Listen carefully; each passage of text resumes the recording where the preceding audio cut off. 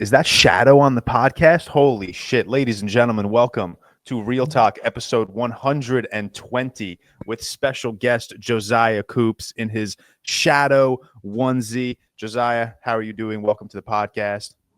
Yeah, honored to be here. It's about time, right? I've been awaiting this debut, but I'm very happy to be here. I love all you guys. I love the podcast.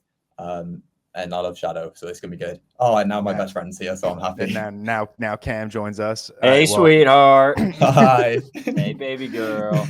All right, well, we got Josiah on for a special episode. We got a lot of fun stuff to talk about today. We got Mufasa review. We got Sonic 3 review. The long awaited Superman trailer has finally dropped. This shit also means something to me. Yeah, this shit means something to me. So we're going to talk about that first when we get through all of our typical intro stuff. And then, Christmas is in a couple of days. So we're going to do a nice all things Christmas draft. I prepared a little probably bad game, but we'll see how it goes. I'm hoping I made it tough enough for you guys.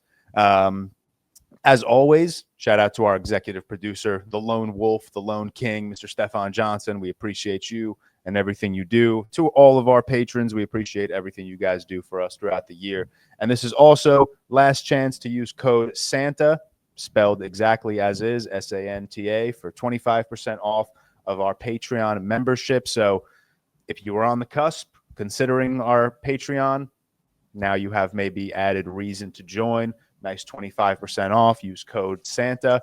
Our merch store finally live again. I know we've all been slacking on that for quite some time, and a lot of people have been asking about it. So Tyler got that back up and running because my man grinds like crazy. It's actually the all-time pressure move because we record this on a Sunday. The merch store is not live as we are speaking, but it will be by the time this is up. So this is the classic we're gonna say it. So then I'm like, I got no choice but on Sunday to be spending my time. It has to be live now. So put myself under the pressure. Cool shirts. I think we still have the Spider-Verse one. That thing's fucking sick. Go check that one out. Yeah. If you're big Shameik Moore fans, go snag that one. All my Shameik Moore fans. I Weirdo. I saw the funniest tweet that said I need to see him Shameik less a little bit now. Oh yeah, it's the Hercules. Yeah, I saw that. Yeah, that shit had me cracking up. But all right, we'll move on. How have we been doing? What have we been watching, Josiah? I know you've listened to the podcast, so typically, just run through your week. Tell us how you've been. Talk about the Sonic 3 premiere. You're here for Sonic, big stuff. And then run us through what you've been watching for the last week. Josiah, we'll start with you, of course, our special guest. Thank you. Yeah, busy week. I started a job, so that was big. Congratulations. Old. Living in London. I know, right? I'm in my 20s now. But it's spenny to live in London.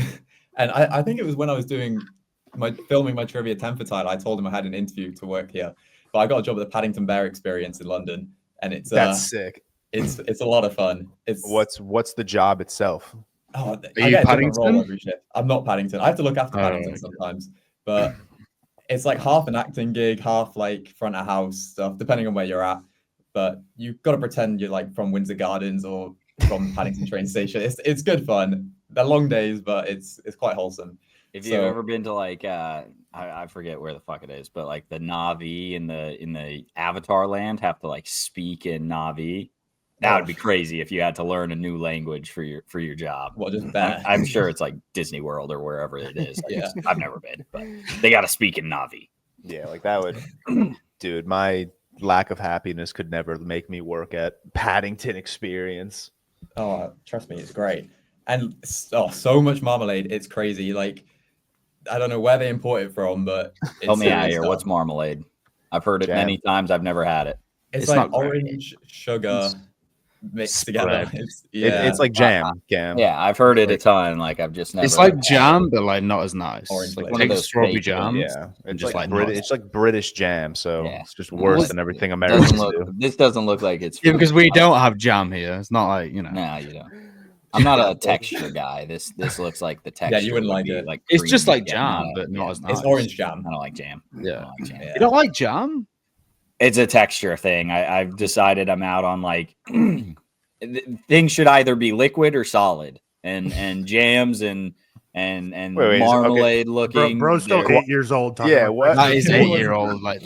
Cam, you don't eat guacamole? Do you eat vegetables? Peanut butter? Vegetables are solid. Yeah, but No, just like no peanut butter.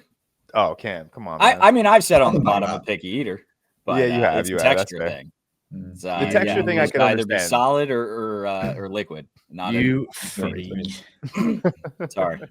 But yeah, that job's been fun. Only been a week, so it's good. Oh, But yeah. I came back home yesterday to be with the family for Christmas. So back in Wales. You know where Wales is yet, guys? Well, Yeah, I know everyone else did. It was Pam that didn't. It Under was the Cam. sea. Oh gosh. Okay. How many countries are in this country? 4, sir. It's a Ted Lasso joke. That is full knowledge. So I watched both Paddington movies as well for that. Yeah, I did the Sonic 2 premiere almost 2 weeks ago now. I think we were the first country to have it. When did you watch Nosferatu? Like 10 days ago? It was the Who, same me week. or Seth? Seth, sorry, Seth. It was Tuesday. It was Tuesday, wasn't it? So it was not the one. Just nearly 2 weeks ago. Yeah. 2 weeks and a couple of days. Yeah. That was the same day. It was a really good event. I mean, they set up a whole pre-thing, Sonic themed cocktails. There was a guy doing speed painting. They had a video game section, an arcade, glam bots, photo boards. They flew Did you in do a the bunch. glam bot? I did. Me and Joe did it. Oh, Who do they invite to the Sonic 3 premiere? Like, were people in the audience like freaking out at I like have the never- movie? big Like, the way- babies. I have never been in a premiere with that kind of atmosphere. People were going crazy. It was Really? proper. They flew people out from around the world. I for it. figure for like a Sonic 3 premiere, you got to invite like video game people or Yeah. children or HC Joe. There were too many kids. Which could though. be Video combined. game people I are suppose. children. No in between. No one else. No, there were a couple of kids behind me and Joe in the movie, and the back row was free. So Joe just got up and left and sat at the back row by himself because he got annoyed at these kids sat behind us Yeah. talking. What a vibe. Yeah, I respected it. So there were a lot of kids, a lot of Sonic YouTubers. I mean, my Sonic ball knowledge is not as deep as Joe's, but there were a lot of those. I didn't know there were still like Sonic YouTubers. Yeah, I've Yeah, watched- Sonic's don't get me massive wrong. though. To be fair, like Sonic it's is huge. Dude, I didn't know Sonic had such a cult following. Like, It's like Mario. Everyone isn't it? loves It's like- every time I tweet negatively or post a TikTok negatively, I get demolished by so many people. I did Do you not know remember when we were Sonic. speaking about the interactions, George, when the like trailers came out and how much like they were getting on Twitter, like likes? and Sonic, stuff? yeah. Yeah, Dude, it's it's crazy, insane. crazy. Like, where are crazy. these people hiding? I know. But yeah, the event was good. The card it had the whole cast. They were so happy. I don't know. They seemed happy to be there. The guy who played Agent Stone was smiling the whole time. He was the only one I got to speak to. He's a lovely guy. But yeah, Keanu Reeves was there. Jim Carrey. It was good fun. Were And you then- separated or was it like the same one? No, same one. They usually separate. Really? But yeah, it was Okay, the same that's one. They tried to rush us along, but lots of Yeah. cameras on me and Joe in our onesies because no one else wore onesies. But it was good. I Why did respect say? that. It's awesome. Yeah. If What you're else gonna am go, I you watching? might as well make it fun. That's awesome. Exactly. I love it. Exactly. No one's going to do that.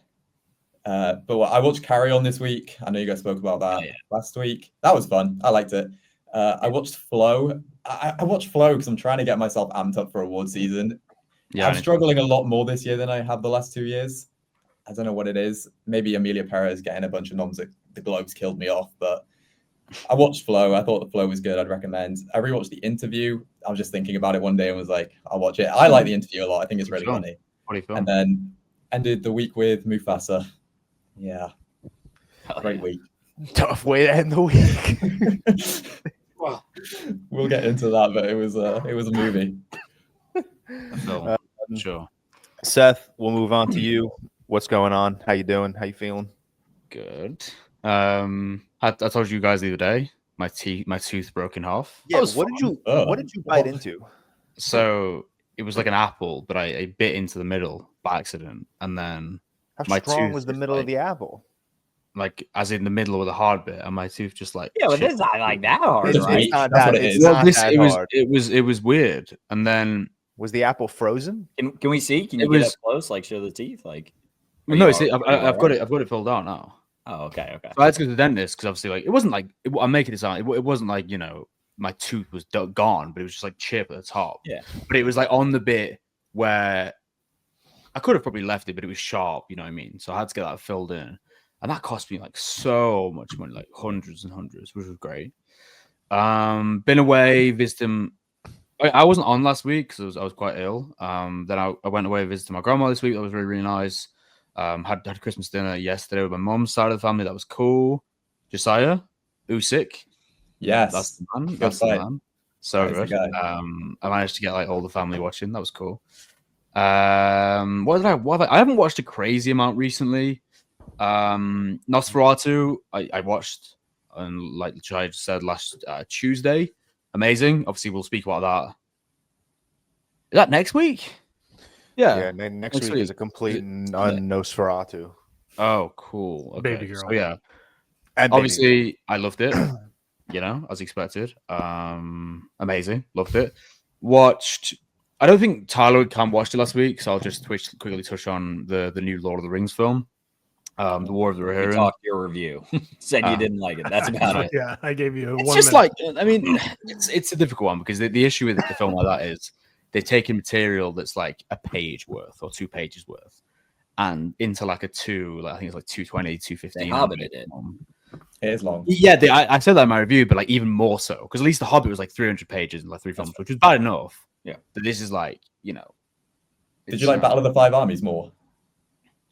I think I have them at the same rating, like a 2. Really? No, that was better than Battle of the Five Armies. I think the animation was like pretty bad as well. Like the choice to use like 2D and 3D, it was like I said this in my review. You get these moments where like you have these like really cool sceneries in the back, and then the models would just come in and it looks awful. It looks really, really janky. And then obviously we got the news last week that basically the reason they rushed release is so they could keep the rights anyway to the books and to the material from Tolkien and from the estate, which was obvious. But yeah, it just didn't really work for me. It was biggest disappointment of the year. Shout out on my YouTube channel, video coming soon on that. Subscribe to me, I appreciate it. What else did I watch? I watched Apocalypse Now again because Apocalypse Now, cool film. Mid for sure. Snake Eyes, you watched that. The Palmer one with Nick Cage, love that. Not G.I. Joe Origins Snake Eyes with every time I search Snake Eyes, one comes up. Yes. That movie. Watched Superman after seeing the trailer, as in the original, cool film. And then watched Breaking Bad. Me and Anna are still going through that. I think we're on like. It was funny because when Anna started it, she was like, I'm probably not going to like this. You know, it is with most shows. You have to give it a couple episodes. And now she's like, I look at her the other day. I'm not going to say what happens because, again, I know it's from years ago, but it's still a spoiler and it's a massive spoiler. Season 3, big moments in season 3. I look over at like multiple episodes and she's like crying her eyes out. So we are in right now. Yeah. About to head into season 4. If you haven't seen Breaking Bad, hot take. It's really fucking good. Yeah. It's like one of those shows. It's just like as advertised, just as good, you know. And that's kind of it for me this week. I'm working tomorrow, a few meetings tomorrow, then off Eve day, Boxing Day, then back on the 27th, and then that's it. That's it for me. Very nice, Tyler. What's going on, dude? How you doing? Very silent in that corner over there. Yeah, I've been doing well. Riley's in Dallas for a few days. I got the house myself, so I've just been grinding, watching football, making TikToks. I think I posted like 6 to backseat coach yesterday. So it's the time of the year where like movie content goes down, college football goes up. And those videos are doing a lot better than movie videos these days. But yesterday or this weekend of college football is the first ever 12-team college football playoff. Just an absolute stinker. To put it in terms that you Europeans would understand, it was like every single game would start like 5-0, and then the losing team would get like two goals in stoppage time at the end, and you'd be like, oh, it's someone who like looks at the score the next day, be like, oh, I guess they lost by 3, but it's like, no, they got completely dominated and got like a pathetic goal at the end to make the score look a little less bad. It was a bad weekend of football. Very, very boring games, very disappointing. It was like the type where you're like, sit down, like, yeah, I'm excited to watch this, and like 5 minutes in, you're like, oh, I could probably turn this off. This is worthless. Cam, do you agree with that sentiment? Pretty bad. Oh, yeah. Chiefs Texans was fun. It's good. NFL was good. Both. Yeah. I mean, even the Ravens Steelers, like the end score. Like but I'm talking college football was bad. But other than that, Wednesday was my last day of work until January 6th. So I got the next two weeks off. Why that day, Tyler? Why that day? Taking a trip to DC. But no, I mean, I get 2 full weeks off of work, which is nice. I'm gonna just get caught up on stuff I've been missing, as well as He's gonna put up numbers on the box. Yeah, I am put up sick crazy of your numbers. bad streak, Tyler. Yeah, It's kinda dude, making you me gotta sick. watch some good stuff. I watched Mufasa late last night, which I wasn't gonna, but like I said, college football was so bad. I was like, "Yep, this is just." I don't need to spend my night watching this, but I haven't logged that yet. But spoiler: the bad streak hasn't really stopped. Yeah, we need something good. Growing your beard, Tyler? Side note. Got a little bit of stuff there, man. Looks kind of. Yeah, I would say more so just not been working, so a little too lazy to shave. I think keep it going. To be honest, I think you'd suit. Yeah, we'll see. It doesn't. It's a little patchy, so we'll see if. But yeah, again, no work for 2 weeks, so I can kind of, See how it's it goes. free reign over here. But yeah. Speaking of that bad streak of movies, so let's go through them. They're all 2024 releases, except for one. He turned into old Tyler. He turned into old Tyler. Well, so the thing is, like, I'm catching up on 2024 releases I missed or skipped, and then I'm big brain explosion moment where I'm like, oh, there's probably a reason I skipped these. This is all making sense now. Yeah. But yeah, so Babes is what I watched, which, to be fair, a lot of people really like. It's comedy is like probably the most subjective genre, and a lot of my mutuals Letterboxd reviews and just general Letterboxd reviews say it's like the funniest movie of the year. So take that with a grain of salt for me. I didn't. The comedy didn't fully hit for me. I gave it 2.5. Still was fine. But again, a lot of people think it was a lot funnier than I do. It's deals with like a woman going through pregnancy, and it's kind of her falling out with her friend who also recently had a baby, and it's kind of the relationship and how her having a baby impacts her relationship with her friend and their codependencies. Just again, the comedy didn't land, but it does for most people. Then I watched Heretic. It was reviewed in depth on this pod, so I won't go deeply into it. A24 isn't a genre. I know that, but like it had the same problem I've had with like other of the A24 distributed horrors, where it's like the first half I'm like, hell yeah, this is like I'm into this, and the second half I'm like, this kind of fell off a cliff. Really, yeah, it was just weird. Like the whole, it's really weird to me how Hugh Grant's getting like Oscar buzz for this. Like he's fine, he's serviceable, but like he's so good in it. Yeah, he's good. He's good in it, but Oscar good, I don't know. The only buzz he's gotten is Golden Globes because they have the comedy category. I mean, betting odds, he's like looking decent. So is he really? Yeah, that's terrible. To at least be like a nominee, he's not gonna be winning. But, he was funny. He was very funny. He's funny, and they made a lot of pop culture references, which he got to. The Jar Jar Binks was cool. No. I saw a tweet that made me crack up that said, in the movie Heretic, Hugh Grant does an impression of a Star Wars character so badly it makes me think he's never seen a minute of Star Wars content. But that's kind of the thing. Like he's like, it fits the vibe he's going for as a character, though. Just kind of like this goofy idiot who thinks he's like so cultured and genius, but actually, yeah. But yeah, I don't know. It was whatever. It's 2.5. Then I watched Red One. That movie actually broke me. Yeah, that's just crazy. The actually can't believe. Yeah, to be fair, while I was prepping a trivia 10 deck for Cam, so I didn't give it 100% of my attention. But I texted Cam. I think I was like, I'm making a trivia 10 deck, and I got to lock into the slot verse by throwing on some slot. I thought you meant you didn't give me enough slot. I thought you meant you were watching it to prepare for Cam's quiz. I should have gave him a Red One question, but it's almost words can't even be said for how bad I thought. It's like J.K. Simmons. What are you doing? I mean, you look jacked again, so he's back to like his like whiplash days of just like showing up. That's what but 2 or 3 years ago there was like a picture of him that went viral, like lifting weights and had a big beard, and like that's what he was prepping for. Everyone thought it was for like a Justice League movie to be. Who did he play? Commissioner Gordon. Yeah, but why would he be Gordon exactly. Yeah, I guess why would he be Jack Santa? Is just as good of a question. But now that I've seen Red One, it's so funny to just remember that Rock quote of him being like, "Red One on this screen gonna be incredible," because it's an ugly movie, man. And then Chris Evans just pisses me off these days, and then The Rock tenfold pisses me off. But I mean, what are we doing? At the end of the day, what are we doing here? But it's killing it on Prime Video, which again proves that like these streamers know what they're doing. Watch A Real Pain, which was like the biggest bummer of the year for me because I was like probably more excited than most people. Like I really, really was excited for this. I really love Jesse Eisenberg a lot as both. Well, no, I was gonna say as both, but no, as an actor. Don't think I'm sold on him as a director. It's like there's like 2 Jesse Eisenbergs in this movie, and that's just like a little too much for me. Like I texted George this because I was lucky enough to get a screener sent to me for it. So like a minute in, I was like, holy shit, I'm like already so stressed out just from like them talking to each other, like a very normal conversation. I'm like, this is giving me anxiety. Just these two talking. And it's like Kieran Culkin's even more Jesse Eisenberg than Jesse Eisenberg in this. But I feel like this movie didn't need to be an hour and 20 minutes, hour and a half. I feel like this would have really benefited from being like 2 hours long. I feel like there's a lot of emotional moments that really could have hit that I feel like they just have to they just snapped and whipped through. So I was really bummed by this because I really, really wanted to love it, but it's still fine. But I was expecting more. Then finally, last couple, It Ends With Us.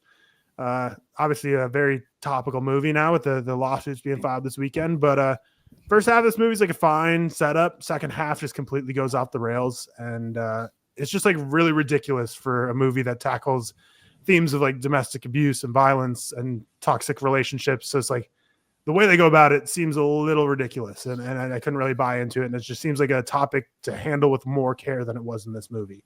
Apparently the book's the same though, to be fair. Yeah, I mean, it's Colleen Hoover who's like, I don't know, the goat at like mega selling to women and just like just all time like bestseller, I guess. But it's like the Brandon Sanderson for females, I guess. But Maxine, that's a weird movie, man. I don't know how long ago that came out. Bad. So bad. It is, but like all the movies I watched this week were bad. But this movie was like the most head scratching. I was like, what was it? What were they even going for? Like, what's going on? Yeah, it's so weird. Bro. Like, it has a very, very cool cast. Like, I really like pretty much everyone in there. Like, I love Elizabeth Debicki. Sophie Thatcher's like having a moment. She's really a rising star. Halsey, I think, is like an interesting pick. Kevin Bacon, Kevin Bacon. What's his name? Bobby. Oh yeah, let me see. You know the guy who's Bobby Cannavale. That's the one. Yeah, and then Lily Collins, Giancarlo Esposito. Kevin Bacon. I forgot Kevin Bacon. Yeah, it's a crazy cast, but they're all delivering like some of like the worst stuff they've done in their career. Like Kevin Bacon's so ridiculously Kevin Bacon in this, and yeah, again, like speaking of movies that go completely off the rails, this movie goes off the rails, but I don't really know if it was ever on the rails. Like it's just so whether you like on the rails than it gets to right in the third act. 'Cause the third act is like all time. It's whether you like Pearl or not. That's a different discussion, but at least people can see Pearl and say, okay, I can see how you would make X and be like, Pearl makes sense to make like a prequel. Like this kind of logically fits in this. But like Maxine, like just like doesn't, I don't know how this fits into like the trilogy vision Ty West had. This is weird. I don't know. But yeah, then we ended off with the live action Lion King and then Mufasa yesterday. I don't know. What a run. Technology is super cool in the movies, but was that your first Lion King watch? Yeah, it is. I have not seen so I was like, I figure, because really at the bare minimum, all I wanted to say from Mufasa is better or worse than the other live action Lion King. That's at the bare minimum review I wanted from Mufasa, at least to do that. So I was like, I'll at least watch the Lion King live action. But yeah, there's a reason the classic is a classic, and it's like the realism looks cool. Like it looks so like the technology is awesome in this, but it just like doesn't work. And kind of a hot take, I don't think any like the voice actors really fit their roles at all. And James Earl Jones, you are like the GOAT, but like when Mufasa opened his mouth, I was like, this is not what I pictured the voice sounded like. It just didn't work. So James Earl Jones, you're the GOAT. Don't think he was the right guy for this. And I don't think like half these people in this movie, I don't think were the right voice. It's just every time, and maybe it's just because the live action lion doesn't look right with any voice. That could be the thing too. So why are you making these live action? We'll get into Mufasa later, but yeah, bad week of movies. Things are going to look up though. I'm going to put up a Braun run these next 8-9 days of 2024, and we're going to go through like 20 more movies, and we'll be set. Cameron, do you have good news movies for us, or have you been watching? Yeah, I mean, I've been watching Harry Potter, and I think I'm the biggest Harry Potter fan on this pod. Is that your second or third? I feel like you've watched. It's like my second watch this year in the last 2 months. What's your problem with Chamber of Secrets? Chamber of Secrets is mid, man. I think Chamber of Secrets has the issue like this guy. It's too long. I will say that. I don't think it is too long. I don't think any of the core three are very great as children. I think they're fine. I think they're all great, honestly. I think they're all great. Okay. I think they're all fine. If you compare them to other, That's fair. I'm not. But just in my head while I'm watching, I don't think they're amazing. I think the first one itself has the benefit of the doubt of being the first and being this magical universe. Then you get the intro and everything, and you see all these things. And I think that adds to it. Sorry, I still have a cough. I'm dying this week. And then Chamber of Secrets, I feel like loses that magic a little bit. And then also, you add on that. I don't love the children actors. I think they get way better by like Prisoner of Azkaban. And then, Chamber of Secrets, just like you said, too long. I don't love the mystery of it. I don't think it's Gilderoy Lockhart in though. He's like I said this the other week when we were King. talking. Tyler and I were talking. What did we just talk? Tenet. I don't love Kenneth Branagh, and not in Chamber of Secrets though. And then I said I don't love Kenneth Branagh in Chamber of Secrets, and that may have been like a take that I couldn't stand by at the time, but then I rewatched it, and now I stand by it. I don't love Kenneth Branagh in general. I'm not a huge fan of him. So yeah, if you want to see that Tenet review, check out the Patreon. But yeah, not a huge Kenneth Branagh guy. And then Ron's wand keeps shooting back at him. Like it doesn't. Eat slugs moment is one of the best, bro. Yeah, Eat slugs is one of the best. I don't know. And I like every Harry Potter. It's better than it's a 3. It's fine. It's not very good, not amazing in my opinion. But every other Harry Potter, I really thoroughly enjoy. I put in my Philosopher's Stone review. I was like, I think I'm hanging out with that British guy too much on the pod because I don't know. I'm all in. You just called it the correct name as well. So maybe you are. The Philosopher's Stone. I guess I'm looking at the letterbox and that's what it has it as. So yeah, I'm a Brit. But I've also changed my rankings. I think Order of the Phoenix is 1. It's jumped Deathly Hallows. I really like Order of the Phoenix. Order of the Phoenix is so sick. It's so good, man. It's got the most weight to it. It's got the coolest fights. Obviously Voldemort versus Dumbledore is the coolest fight. If anyone says otherwise, I'll disagree heavily. And then Helena Bonham Carter is so fucking good in these movies, man. What did you just call her? A mad one. Huh? Helena what? Bonham Carter. Oh fuck! Did I say bottom? Maybe I might have quick, but no. No, I agree. I think that the final act in that is crazy. Yeah, and just the weight of killing Sirius Black right into the fight, and yeah, it's just man, it's awesome. Bro. And then you got Imelda Staunton as well. Umbridge is just Umbridge is the best secondary villain in the movies. I really like Harry Potter, guys. I'm a big Potterhead. I'm a pothead. Okay. The only 2024 release I checked off my list this week was a new Hulu shark movie release. As soon as Emma and I see a shark movie, we're on that shit like right away. So No Way Up is a 2024 Hulu release. So basically it's like this plane crashes, right? And only like 8 people survive, and 8 people survive it, and they're in the bottom of the ocean, or they're like 30 feet down on some reef. And there's like an air pocket in the plane. So the entire movie is shot in this like 6x6 like air pocket in the plane. And they're basically like freaking out that they're with us. They're not with a survival expert, but one of the people is like a councilman's daughter. So she has a bodyguard, and the bodyguard says, "Stay put. Someone will be here to," and so like then he dies like immediately, spoiler alert. But now all they can think is like, we got to stay here because he said we have to. I think they could have gone up immediately and been perfectly fine. They do get found by like divers at one point, and then of course like the divers looking in the window of the plane, and they're like, yeah, and then they're like, wait, look behind you, and there's a shark coming up on him. It's classic, man. Not enough sharks, as most shark movies that aren't very good have. Like, they just don't have enough sharks. Just put way more sharks in there. Give me a Meg situation where the Meg's just all around. You should have saved it for your first watch of the year when you watched like the worst film ever. I can find worse. Normally, I'm pretty good at getting a half star. They got 1 star for. I think what was that one you watched? Any was it movie this year with a or star, last year? will get a star. I did Finding Jesus. Called? Finding Jesus was my watch No, this it was year, and then last year was I Fell in Love with a Church Girl. That's one. Check the director of that. Yeah, y'all rule, baby. Yeah, I'm excited. I'm coming up on my annual watch the worst movie I can to start the year. I'm very excited for that. But yeah, No Way Up. There was I would say there's no way down. Like they were on a reef. You can go up, you can't go down. And then I watched the Santa Claus 2 earlier this week with Bailey. Funny movie, funny film. Odd concept of trying to find a wife in like 20 days, and then like being kind of creepy to this teacher. Funny movie. I like Curtis. That guy's funny. And then I watched Knives Out twice because I watched Logan Lucky to start the week because I wanted that to be the Patreon review. It didn't win, but I wanted it to be. And I'm like, damn, I really like Daniel Craig doing this like crazy Kentucky accent. Let's watch Knives Out. So I did that. And then later in the week, it was on the TV and my Emma was sitting there with one of her friends was over and they were like, what do we want to watch?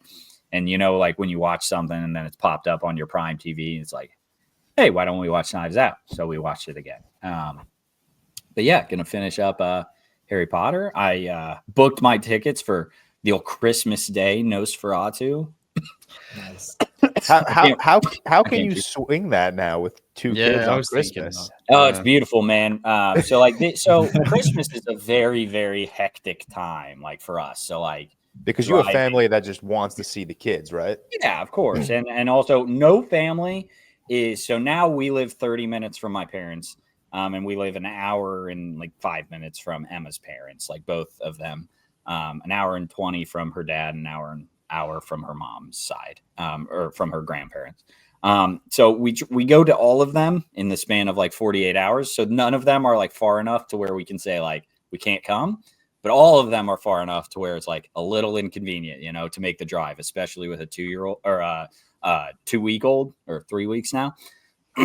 But we're doing like Emma's dad tonight. So then we get a little bit of a break. Normally we do it like Christmas Eve, Christmas Eve, Christmas Day. Like we go everywhere. It's a lot. But we're doing Emma's dad's tonight. We're doing my family on Christmas Eve, and then we're doing Emma's family on Christmas Day. And once the in-laws are watching the kid, it becomes a whole lot easier. So I'm dipping out at about 5:30, hitting the Nosferatu screening. By yourself? Emma's good friend is actually like a big movie guy. So I'm going with it, and he's from where she's from. He lives in Indianapolis now, but they're both from Kokomo, so he'll be home for the day. And I was like, hey, you want to go? And so this will be the first movie in like ages, one that I've been able to go to the theater for. I'm very excited. But B is to first time I get to go with someone, so that's exciting. But I'm amped, man. I'm terrified. I forgot it was like a horror. I've been so excited for this thing that I've been forgetting that it is a horror. So I did have to text, you, George, and then Alex Coleman earlier this week. I was like, yo, is it scary? Like, should I be worried about it? What did Alex say, out of curiosity? He said it was. He said it's like unnerving. Yeah, was the word you'll quite scared. You will be scared, but like The Nun, I think is going to be wildly scarier for you. Like, I don't think it's going to touch that level of scare. Yeah, I'm not too. It's really. I don't spoil anything. No, I'm scared of supernatural shit. Like a vampire doesn't scare me. A demon that I like is possessing a body, that scares the shit out. Okay. But Nosferatu, and maybe there's some demonic shit in it. I'm sure. Have you seen either of the Nosferatu films? No, I was. Do you know anything about the story? Everything I know is from SpongeBob. So yes. You've seen Bram Stoker. You really are. You've seen Bram Stoker's Dracula, no? What's up, Dad? Give me 1 sec, fellas. That was so fun. We still have to wait till January here to watch that, though. That was so fun. All right. I'll start my rant before Ken gets back. That's hilarious. I saw someone walking down the stairs, and I was about to say, "Oh, is Bailey bringing you breakfast?" And Cam goes, "What's up, Dad?" I thought that was his son. All right, let's make this fast because I do. All right, go finish. I don't know what I was saying. Bram Stoker. I can't breathe. God damn. I'm not hosting this week, George. Bram Stoker's Stoker's Dracula No. doesn't scare me because, like, I don't know. It's a different That story. movie's also Yeah. horny. That's like a horny movie, more than horror. And yeah, I'm not afraid of Dracula. Nosferatu kind of horny too. Yeah, Very horny. Yeah, Positively. blending the horror and horny. All right, I'll breeze through mine because I want to get to some Superman, Mufasa, Sonic 3 discussions. I wasn't here last week, but like I still haven't seen a lot in the 2 weeks that I've been gone. Where did I end off? I obviously spoke about Interstellar, so maybe Sunshine. Dude, Danny Boyle's Sunshine. That's one of the greats. That is such, dude. Stop. That movie is so goddamn good. It's unbelievable. It's frightening. It's not even like good like science fiction-ly. It's like a scary movie. There are so many line deliveries. There are so many just like eerie walks through like dark hallways of these spaceships that are just so scary. I think it's so good. Did we ever talk Y2K on this podcast? I don't think we ever did. No. So I went to see Y2K. Victoria had like her bridal party over to like officially ask them to be her bridesmaids. So I had to get out of the apartment for a couple hours at like 2:00 on a Sunday. So I went to a nice daytime screening of Y2K. It's like so fine. It's like annoyingly fine. Like it takes zero. It's like it's the exact movie you would expect, and like that could either be a compliment or a negative. Like if you went in expecting a great movie, you're going to be disappointed. If you went in expecting a shitty movie, you'll be pleased, I guess. It's very self-aware, which I'll always give like movies credit where credit is due when they're at least self-aware. But this movie gets so caught up in like 90s nostalgia and 90s references that it kind of like it never has its own personality. But it's fun. It's like a fun little. I'm honestly surprised. Like the whole concept of like Y2K tech takeover has never been done in film, unless it has, and I just haven't seen those movies. But yeah, it's fun. It's like a stupid, quick little fun horror comedy. If either of you guys are ever sitting at home at like 10 p.m. and you want to watch something dumb, I'll tell you to put Y2K on. It's like an easy hour and 20-minute watch or however long it is. Polar Express I rewatched. Just not scary stuff. It's bad. Scary stuff. Yeah, it's just not the movie I remember. The entire time me and Victoria were watching it, I was like, damn, like what is happening? Like, why is this movie? Why does it look like this? Like, why are these characters so annoying? Why What's the annoying guy called? What was he called again? Oh, the nerd. Yeah. Oh my god, I don't know. Is his name just Know It All? Is that? It might Is that actually his be name? that. I think it is. Yeah. Know it Dude, all. either way, the whole movie, I was like, this is like it's not bad. It's just like 6 years ago, I probably had the Polar Express at a 5 stars. No. Yeah, like it used to be my favorite movie. It used to be my favorite Christmas movie. I used to have a book where the pages were like transparent. So if you put a flashlight to the pages up against the wall, it would be like a projector, and it would be like every scene of the movie or like every big scene of the movie. And I used to play with that thing all the time as a kid. So I used to love the Polar Express, but yeah, we were rewatching it and just It's a very strange film. yeah, both of us were just stunned by like what we were watching. We were like, this is not the movie we remember. It's a tough go. La La Land, just it was, I think, the 8-year anniversary of its release like a week ago. So, you know, threw that on. It's still just one of the few movies that I think genuinely just can get better and better every time I watch it.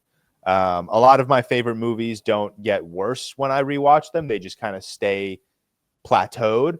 But like La La Land gets better every time I watch it. Every time I watch it, I have a newfound appreciation for this movie and what Damien Chazelle did.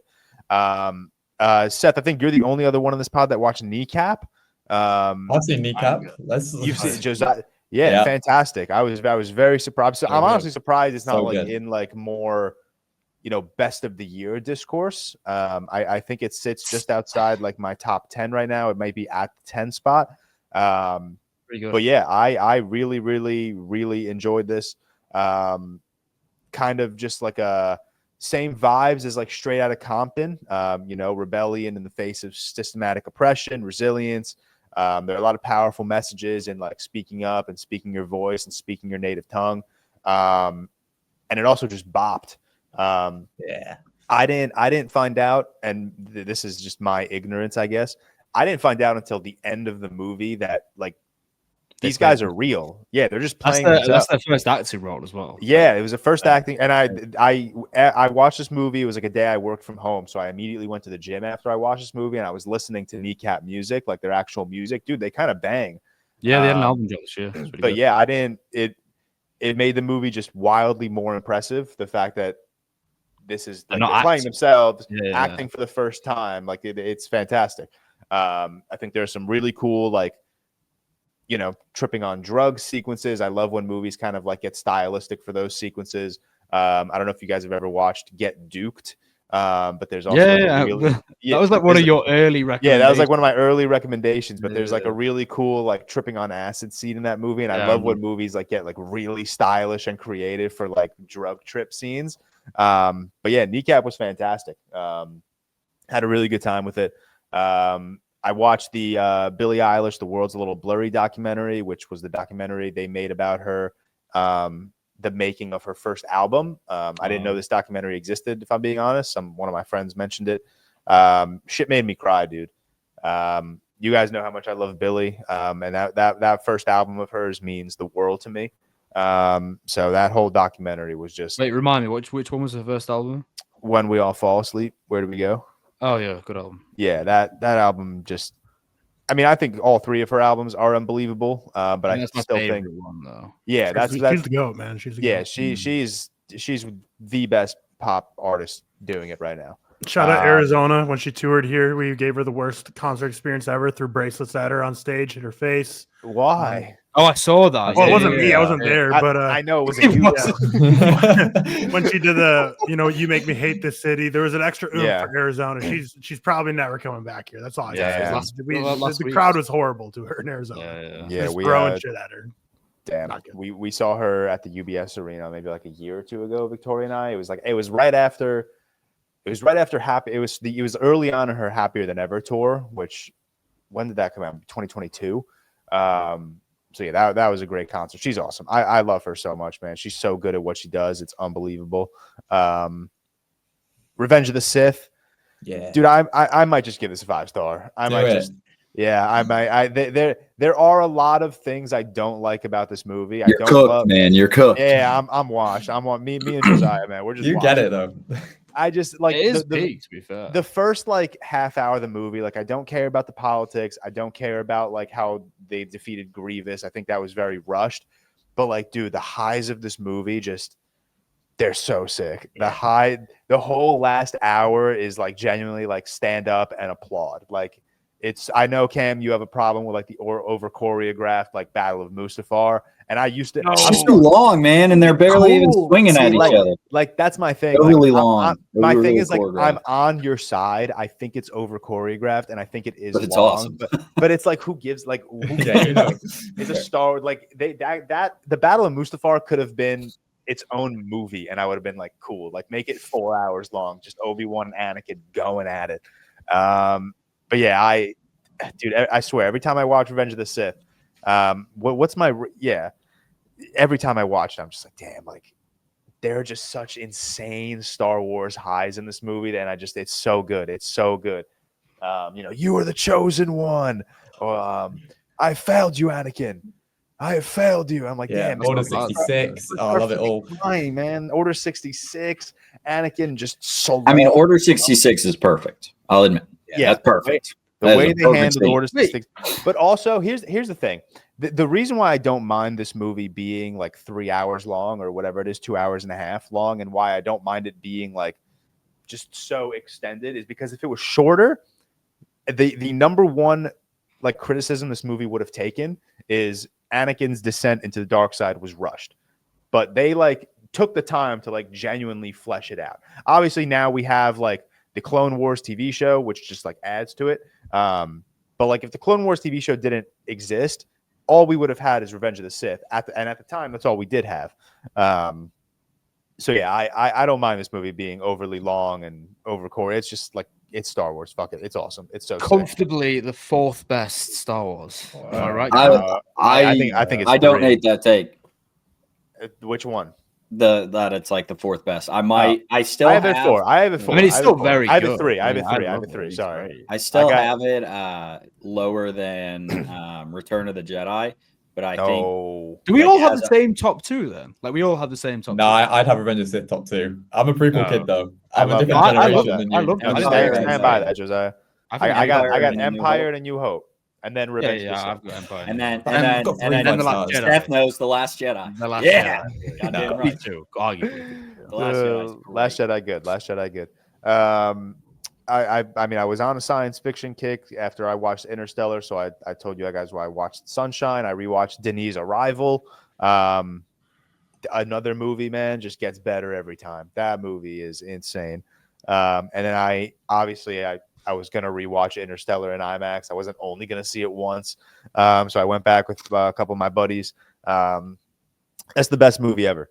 That's the best movie ever made. There's not one movie you could throw at me that I'll tell you is better than Interstellar, except like Dune Part 2. That movie is insane. Highest grossing IMAX re-release of all time. Yeah, dude, because Christopher Nolan has motion. No filmmaker gets. Oh, I can't do this, George. Stop. Nope. There's just no filmmaker. There's no filmmaker that puts asses in seats the way Christopher Nolan does. Not one. Oh, that's not even questionable, though. No, that's not questionable. Dude, it's motion, bro. Motion. Also, 2 of the most respectful theater experiences I've ever been to, which I'm genuinely stunned about. Every time I went to see Oppenheimer, even in the busy places, I heard nothing. Yeah, like you could hear a pin drop. You don't get that. At certain moments. It's crazy. Like I genuinely expected it to be like I thought people would applaud at certain sequences, but no, people were just like holding their breath. And I'm like, this is sick. Sonic trilogy, I watched the whole thing. Okay. Mufasa, we'll talk about. Sonic 3, we'll talk about. And then A Complete Unknown, I watched last night, which that's going to be next week on the pod. I don't even watch it yet, man. I really want to see that shit. Well, it doesn't come out. There's someone, George. I don't know. Not out here yet either. George got lucky. Have you reviewed it, George? I put up a very quick letter. You like Bob Dylan, don't you? I do like Bob Dylan. Okay, so I really like Bob Dylan. Do you think that it adds to it, or do you think that takes away? Yes, I do think it adds to it. Do think I'll be honest. The movie leans a little more mixed for me, like 2.5, 3 stars. But the fact that I do love Bob Dylan, and this movie features more Bob Dylan songs than like any other biopic has ever featured their artist songs. Really? Like I think, that like Timmy is singing for like 45 to 50% of this movie. Like they really dive into like his music, which makes sense because like that's what folk music is. Like if someone told me but they hated Bob Dylan's voice, I'd be like, yes, I understand. But like folk music is not. Yeah, I don't either. I think Bob Dylan sounds awesome. But like folk music is not the voice, it's what they're saying. So like the movie made it very like the movie did a good job at like really diving into like what he's singing about, which I very much admired. But no, it's certainly not one of the best biopics we've seen. Certainly not one of the worst. I mean, it's wildly better than Rhapsody, stuff like that. That's not hard to do though. And then what else? Home Alone 2. You know, Victoria and I will peak. Great movie, so good. Always makes me cry, man. When Kevin's mom meets him at the tree, just always makes me cry, dude. Always makes me. When Trump shows up and shows him the way. Did you guys see my tweet of like what's the best movie cameo of all time? No. I was going to put the screenshot of Trump in Home Alone 2 as like bait because I knew that would be like the most too baity. That's too I thought it through and I was like, that's too baity. Like that's people will like genuinely like get mad. So I kept that one off. But like that was the intent of the tweet. It was after I saw Trump in the movie. I was like, ooh, that's a good engagement bait tweet right now. What's the greatest cameo of all time? Just have a screenshot of Donald Trump in Home Alone 2. But yeah, I decided against that. But yeah, that was it. That was my week. Not too many watches, not too many great watches, but we will talk about Sonic and Mufasa in a bit. Let's move on to the biggest stuff of the week. Superman trailer discussion. Fucking go. Oh, we're Yeah. switching it up this week. Okay. Yeah, I mean, this is the biggest thing we're talking about. Obviously, I think the Superman trailer trumps Mufasa and Sonic 3. Maybe not Sonic 3. I feel like that's doing numbers. Yeah, fair. All right. My bad. No, but you're right. Josiah, early initial thoughts of the Superman trailer. What does this do for your excitement? What did you like seeing? What did you dislike seeing? What did you want to see that maybe you didn't see?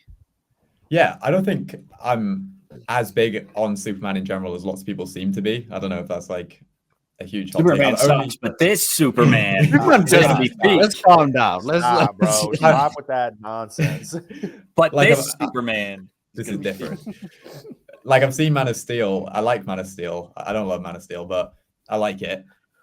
But I trust in James Gunn so much. I mean, the Suicide Squad is I have that at 5-star, and I'll always stand by that. Every time I watch it, I love the Suicide Squad. I love the Guardians trilogy. I don't think he can go wrong. And I watched it, and I got super excited. It could be any character, and I think I could get super excited. I don't know. I loved it a lot. That's like the biggest thing. I don't think it mattered like what I saw in this trailer. My trust for James Gunn is just so high right now. Like he's coming off of the Suicide Squad, amazing movie. He's coming off of Guardians 3, which I think all 5 of us had at a 5-star at one point on Letterboxd, including Seth, or Seth maybe a 4.5, which is still very high for an MCU movie. It's very good. Like, I think they're great. Yeah, really, really good. Like he's coming off of such like an awesome streak. Like even Peacemaker, I think is one of the better seasons of comic book television. If you don't like James Gunn's style, like I think someone tweeted, I think that just said like, if you don't like Guardians or the Suicide Squad, you won't like Superman. If you do, you'll probably like Superman. Like it's James Gunn. I don't know. The trailer gives me James Gunn He's vibes. trying to make it so different. It's still going to be like his stuff, but like he's not going to make it as humorous. He's not using his music. I don't know. I think he's trying to do something different here. I think so. Which I'm not saying completely different, I guess. He's not got a group. He doesn't want he has multiple characters, but he doesn't want the Suicide Squad or Guardians of the Galaxy to be like the exact formula. Like Creature Commandos is both of those. Like, but Superman, obviously, I think he's going for something different here. Yeah, excited. I mean, regardless, it's James Gunn. Like, not only has he proved himself, but like he clearly loves just doing what he does. Which, like, I don't know. I feel like there are a lot of filmmakers out there that make like Barry Jenkins and Mufasa. Dude did not want to make that movie. Very clearly said, I did not want to make this movie. But like James Gunn's like, I want to make this movie. I want to make a superhero movie, a Superman movie. I love these characters. So that gives me confidence. I think I don't know. I don't think I said this to you. I texted my dad the trailer because my dad's a big Superman guy. He's a big superhero movie guy.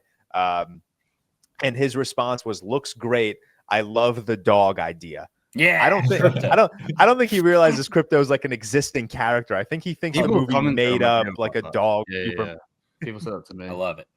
But yeah, Crypto was sick. I loved seeing Crypto. Genuinely got a tear out of me, man.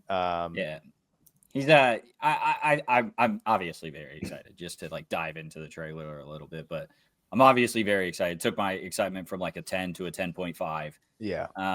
Like just over the Batman Part 2, yeah. I think I'm way more excited for Superman than the Batman Part 2. I trust the Batman Part 2. I haven't seen anything about it, I'm basing it off of nothing really. I'm just excited for that movie. But yeah, way more excited for Superman right now. And he's very clearly going for like this hopeful, like golden age Superman. So he's doing fun things. Like I saw this tweet. This wasn't an original idea, but when's the last time you saw like a live action superhero fight a kaiju? Like you see it in, like it happens in Invincible. Shazam too. A lot of the Shazam. Oh yeah, they fought the God. Good Some respect on Zachary Levi. That's an incredible pull, Tyler. Good shit. When's the last time you saw a good superhero movie fight a kaiju? But yeah, just like very exciting things like that DC can pull from. I think you see a lot of the Fortress of Solitude here. Like I think he has a little teaser, right, where there was a teaser before the trailer where it's like circling in on a Superman logo. I think that's the entrance to the Fortress of Solitude right there. You get Crypto, you get Hawk Girl, you get Metamorpho, you get Guy Gardner's Green Lantern, you get Mr. Terrific, which shout out the Arrowverse. If you ever watched Arrow or the Flash or any of those shows, they did Mr. Terrific at one point. So little T-sphere guy, got some balls that he just throws around. I'm amped for him. I don't see genuinely after watching this trailer, I would be shocked if this thing was not really good. I would be genuinely shocked. And I don't know what it is. I think it's a lot of combination of the trailer being really great. The score is amazing. Every interview James Gunn has is like talking about like Superman and what he should be, a symbol of hope in this universe that's like not very hopeful. Like it just James Gunn's previous films, obviously he's done very well. But it would be genuinely impressive to me if I don't think this movie is like a 4 out of 5 or higher. I'll be shocked. And maybe I'm hyping myself up too much. I'm glad you brought up the interviews though, because I was thinking the same thing. Like the interviews of James Gunn or like James Gunn and the cast, like I always get such good vibes from like them together. I feel like they genuinely are like a team that enjoys working together. They have great rapport. They understand each other. I'm not a big comic book accuracy guy, purely because I haven't read comic books. So like, who am I to say like, oh, this is or isn't accurate? But it seems like for people who are into that, it seems like he takes great care about the story to really revitalize the comic stories. But really like his, I don't know, just get good vibes from all the interviews. I think the trailer, do I think it looks like as great as like the Batman? No, like visually or in terms of like getting me excited. But also Superman's never been a character I've really been like loved the level of like Batman and Spider-Man. Like I never get as excited as I do for those. So I think my excitement is a little tampered going into it just because like Superman's never really been like my guy personally. And again, they failed him, Tyler. They have failed him. Which is fair, but and like visually, yeah, like I think like the Batman, obviously, like just from trailer vibes, doesn't look like it's going to be anything like Greg Fraser's Batman in terms of like how good it looks. But I think it'll be similar to like Wicked, where I thought Wicked, like the practical stuff in Wicked was cool, but the movie looked like the ugliest movie ever. But at the end of the day, I don't like it. It doesn't tamper my expectation. It doesn't. I'm not going to like let that fully affect. Some people are, like all that matters is how the visuals look, which is fine if that's how you are. For me, I still had a blast with Wicked, still liked it. So it's going to get a positive review, even if I think it looks ugly. I don't think it's going to look as ugly as Wicked, but just want to throw that in there that no, I agree with a lot of the criticisms of like, it may not look the best, but I'm not the type that because of that, it's going to be like oh, I hate this movie no matter what. I think the vibes he's going for are great. Really like a lot of the stuff he was doing idea wise in that trailer. Think there's some things to be concerned about. Like, I mean, obviously people have talked about like there's a lot of characters in this. So how is that going to work out? How is that going to flesh out? He's done it before team up movies, but everyone's kind of wanting this to be a Superman exclusive. Do we know how long it's going to be out of interest? I don't think we have a runtime. If I had to guess, I'd say the over-under line for betting would be 2 hours, 22 minutes. 2:30. Yeah. The Guardians It's got to be 2.5. I think it's, I mean, yeah, like I don't particularly love the look, but I think everything else there is something to be excited about. I think David Corenswet looks great. I think he's really, really good. I think he looks really good as like I think he almost looks different as Clark Kent. Like I honestly, he does. If you saw him both, yeah, I mean, but that's like. Have you seen those tweets? Like so many like women were going viral tweet and be like, "Is it weird for me to say that I think Clark Kent's hot but Superman's ugly?" I think Clark Kent looks good, man. He does look good. But I think he looks really, really good. I think the suit looks great. It is an interesting one. So they're going to fit in so many characters. Like, correct me if I'm wrong, Cam. I think you just said this. I might have missed it. Mr. Terrific. He hasn't been in a live action film before, has he? No. Only TV. Only TV. Yeah, he was in the Arrow show. Yeah. Music, great. Like, we got a lot of this on Twitter where he's kind of like making him have these smaller moments. So there's a sequence of him saving a kid. It's kind of what Superman's all about. Like, it's about the hope. And do I love the look? No, but it doesn't really dampen my excitement for it. And like we've said, I think James Gunn, I like Suicide Squad. I like all the Guardians films. I really like 2 of them. I think that's all. Is that always? Oh, Scooby-Doo. Like Scooby-Doo too. Yeah. Scooby-Doo. One and 2. Yeah. He wrote both. What a fucking guy. So in terms of his, You're I mean, James Gunn head, Seth. Yeah, I am. I like James Gunn a lot. And this is the thing, though. I think that Cam's right in that in all of his films he's directed, including Scooby-Doo he wrote, he's had this group of characters with this comedic dynamic. And this is the first one where he's had this kind of solo endeavor with this, central hero. So I do think it's going to be interesting to see how it pans out. But at the same token, I've liked all of James Gunn's films that he's done. So I can't really say that I'm not confident in his ability. And I think we've said this before. James Gunn's a really interesting director. He's the Zack Snyder fans, no offense, George, on Twitter are like Chill fucking crazy. Mhm. Just rooting on the downfall of James Gunn and like the DC now. And I think a lot of people have this weird thing about James Gunn as well. Like he's so like hated for virtually nothing, it seems, online all the time. Mhm. He's hated because he gassed his wife in movies. Yeah, but so does Whereas fucking everyone everyone else man. Like, does it's just too. like it's such Yeah. a standard director's thing. So I'm still excited for it. Don't love everything, but I think it looks good overall. Sure. I I think want to do this. I want to do this real quick. I will include Josiah in this. So what?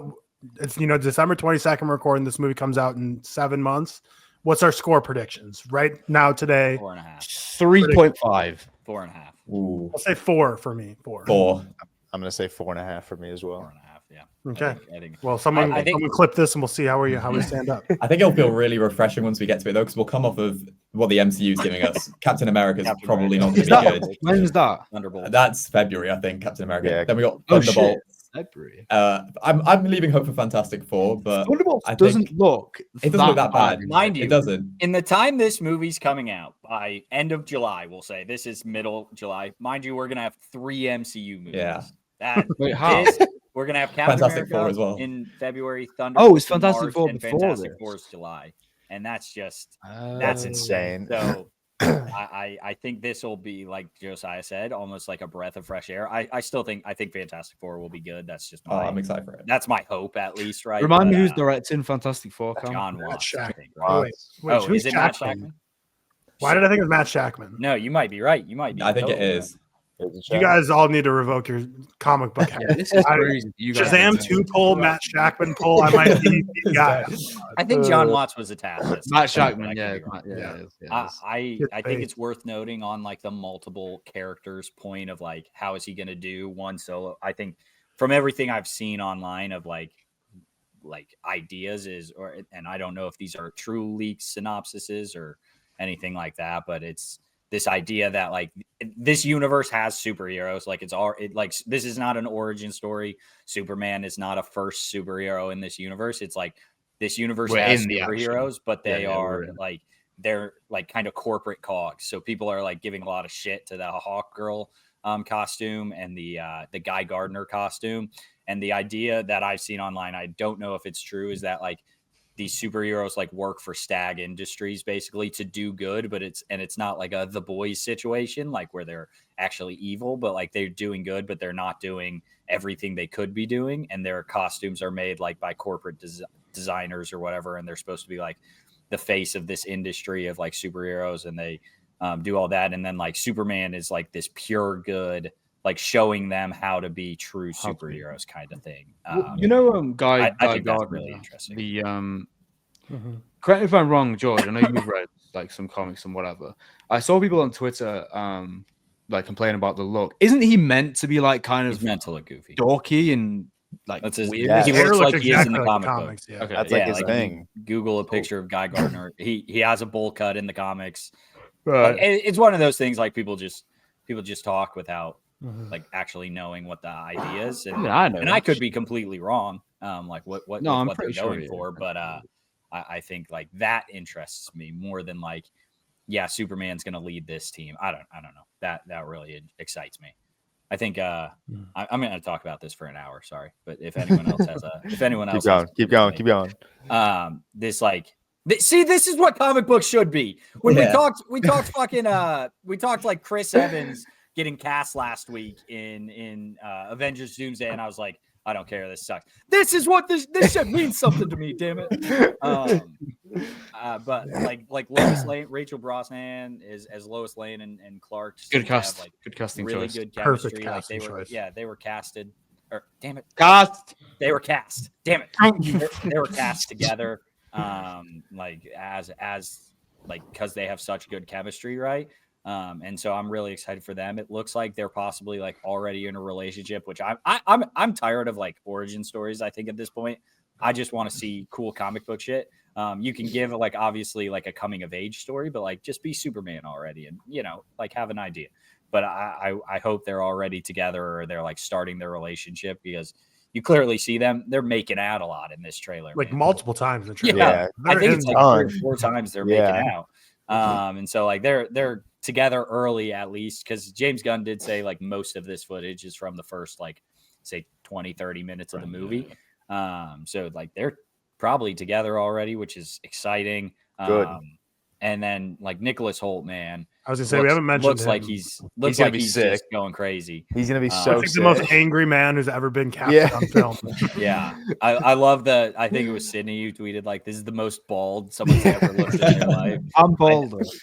I don't know how true it is, but I know he shaved his head. One, I don't know how true it is that he also wore a bald cap. So it's just like going Extra double bald. on it. Extra double bald. on it is crazy, man.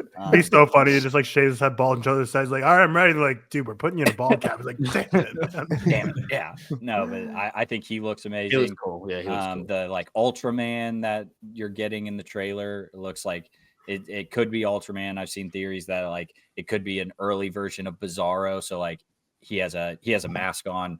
Bizarro is like a clone of Superman that's created by Lex Luthor in the comics. So like it could be just a David Corenswet under that mask. And then like Lex Luthor created him. I've done my research. I've dove into this one. I'm so excited, man. This is what comic book movies should be for me. I'm very, very excited. And I really just can't wait, guys. I'm really, really amped. Nice. When do you think we I'm get a excited Fantastic too. Four trailer? If that comes up A for month? Yeah, soon. Month? Because they just wrapped production, right? Oh, I take it back. February 9th, Super Bowl. That's my guess. Good Oh, to smart. I feel like they released the Captain America trailer so early, but did We that had- get we pushed had it back? Asia. I can't remember. I feel like that came out during this year's Super Bowl for some reason. I Probably think it was not, supposed but to seems like it's been release. forever. I think it's been delayed a couple times. I could be wrong. No, wrong. I think, what do we- I think you're right. My ball knowledge today is I think last last year's Super Bowl we got the first Deadpool and Wolverine trailer. It was right? that. Yeah. Yeah. So that was July like something timeline, and then Yeah. That this makes year, I sense. think That it'll works. be- Yeah, this that year would I make think it'll sense be for- Fantastic Four, and man, that shit'll break the internet. I'm very excited for that as well. I think that I want to be excited about comic books again, man. I want to be excited about comic book movies. You're making me really sad. This isn't the come on. we just need a win, man. We need a when we started this pod, we were on such a fucking high with like comic book movies. I'm very excited. down. But yeah, those are our thoughts on the Superman trailer. Obviously, a massive trailer. It'll obviously pale in comparison to Man of Steel, but that was always going to happen. Man, it's still good. The rest of Superman ass. The rest of the Superman ass. I love that whole trilogy, man. Yeah. I'll die on that hill. That trilogy is good. Batman v Superman extended cut also better, but Yeah, he's more talking to the listeners because I think everyone on this pod is like fans of this movie. Yeah. I'm talking to listeners. I'm talking to the anti-Snyders out there. All right, Mufasa, Sonic 3. Let's start with Mufasa because I think we'll talk longer on Sonic 3. So Mufasa will just be myself, Josiah, and Tyler. Let me pull up the synopsis. I was not prepared. I apologize. Fairly stupid synopsis if you ask me, but I don't make the rules around here. Told in flashbacks, Mufasa is an orphaned cub, lost and alone until he meets a sympathetic lion named Taka, the heir to a royal bloodline. The chance of meeting sets in motion a journey of misfits searching for their destiny and working together to evade a threatening and deadly foe. The movie is directed by Barry Jenkins, who I'm sure everyone knows has done If Beale Street Could Talk and Moonlight, Best Picture winning Moonlight. He is an acclaimed filmmaker who is chasing a bag. I can't blame him. Starring Aaron Peer, Kelvin Harris Jr., Tiffany Boone, and a bunch of other fantastic voice actors and actresses. Josiah, we'll start with you. What were I don't even think I saw your Letterboxd review, honestly, so this is going to be new information to me, but what were your thoughts on Mufasa? I think the issue is already in the synopsis told through flashbacks. I didn't like that at all. I don't know. I think coming off of the 2019 one, where I already wasn't attached to the live action looking versions of these characters or technological characters, I didn't care. So when it opens with them, it's like, okay, here we go. And the constant cutbacks to these flashbacks, I don't know. I didn't like it. I gave it a 2-star, the same as the 2019 one. I think, Tyler, you were saying earlier you wanted to say which was better, I don't think there's much difference for me. I would they both maybe, suck. yeah, like I don't care that much. And it took about 5 minutes into the film for me to wonder why I was there watching it. I made the trip, so I was like, I might as well stay, but I didn't overly care. And there's not much I can say that I liked. I liked the visual side of things. I think the technology is undeniable. I think Barry Jenkins adds some flair, but he didn't want to be there. He didn't want to do this. He didn't write it, right? So he definitely like tried, but I did struggle with it. I think the songs are bad. I think what's the one that's on TikTok now? The Brother song. That's killing me. I already forgot every single song in this movie. Yeah, it's so bad. And what I'm not like a Lion King diehard like Cam or whatever. I do like Lion King, but Mufasa is this like fearless leader, and I don't think the build up we get from his character leaves us to the point where we know him in the Lion King, which was really frustrating. Same with his relationship. Yeah, same with his relationship with Scar or Tucker. I mean, I'm sure we'll do spoilers in a bit, so I won't say too much, but I don't really care for their dynamic either. They try and brush through it through songs, I guess, and it doesn't really work for me. But the structure really annoyed me. I didn't like the flashbacks. I didn't even know the movie was structured as flashbacks. So when like Simba pops up on screen, I'm like, wait, I'm like, hold on. Yeah, I didn't know either. What the fuck am I watching? But yeah, I mean, I agree with you entirely. Like, you could just tell, like, Barry Jenkins did not want to be there. Like, he does the best he can. And I even said this in my TikTok review. Like, I'll give credit where credit is due. He makes, like, the savannah and these, like, wide shots look at least decent. But, like, Mufasa gets lost and has to travel back home. Like, it's like something a kindergartner could have wrote as an origin story. It's just, like, a very, like, lazy cookie cutter, like, thing to do with like such an like that's Mufasa, man. Like that's where I completely agree with you, Josiah. Like the movie didn't leave me with like a sense of like this is the king, like this is the Lion King. It didn't build up like that legacy of Mufasa as like aggressively or like intimidatingly, I guess, that I wanted it to. Like I didn't feel like a sense of like pride at the end of this movie. Like I wasn't like there like standing with Mufasa like fuck yeah, that's my Lion King, you know. But yeah, the songs, man. I thought the music in Joker 2 felt out of place. This was crazy. Dude, and this is a me problem because somehow I didn't know this was a musical at all. I had no idea. So first song started playing. Dude, my eyes rolled so far back in my head, I could see the person behind me already sleeping. It was insane. But you didn't think the Lion King was going to be Mufasa? It's going to be a musical. I don't know. I don't know what I expected. I really thought this was going to be just like a Mufasa, Scar, Brotherhood, which it was, but like I thought it would be like, and this is a me problem, obviously. I thought it would be like taken a little more like seriously, because also like, and this isn't really a spoiler. Like I thought the movie was going to lead up to the intro of The Lion King, where Scar kills Mufasa, but that's not the ending of this movie.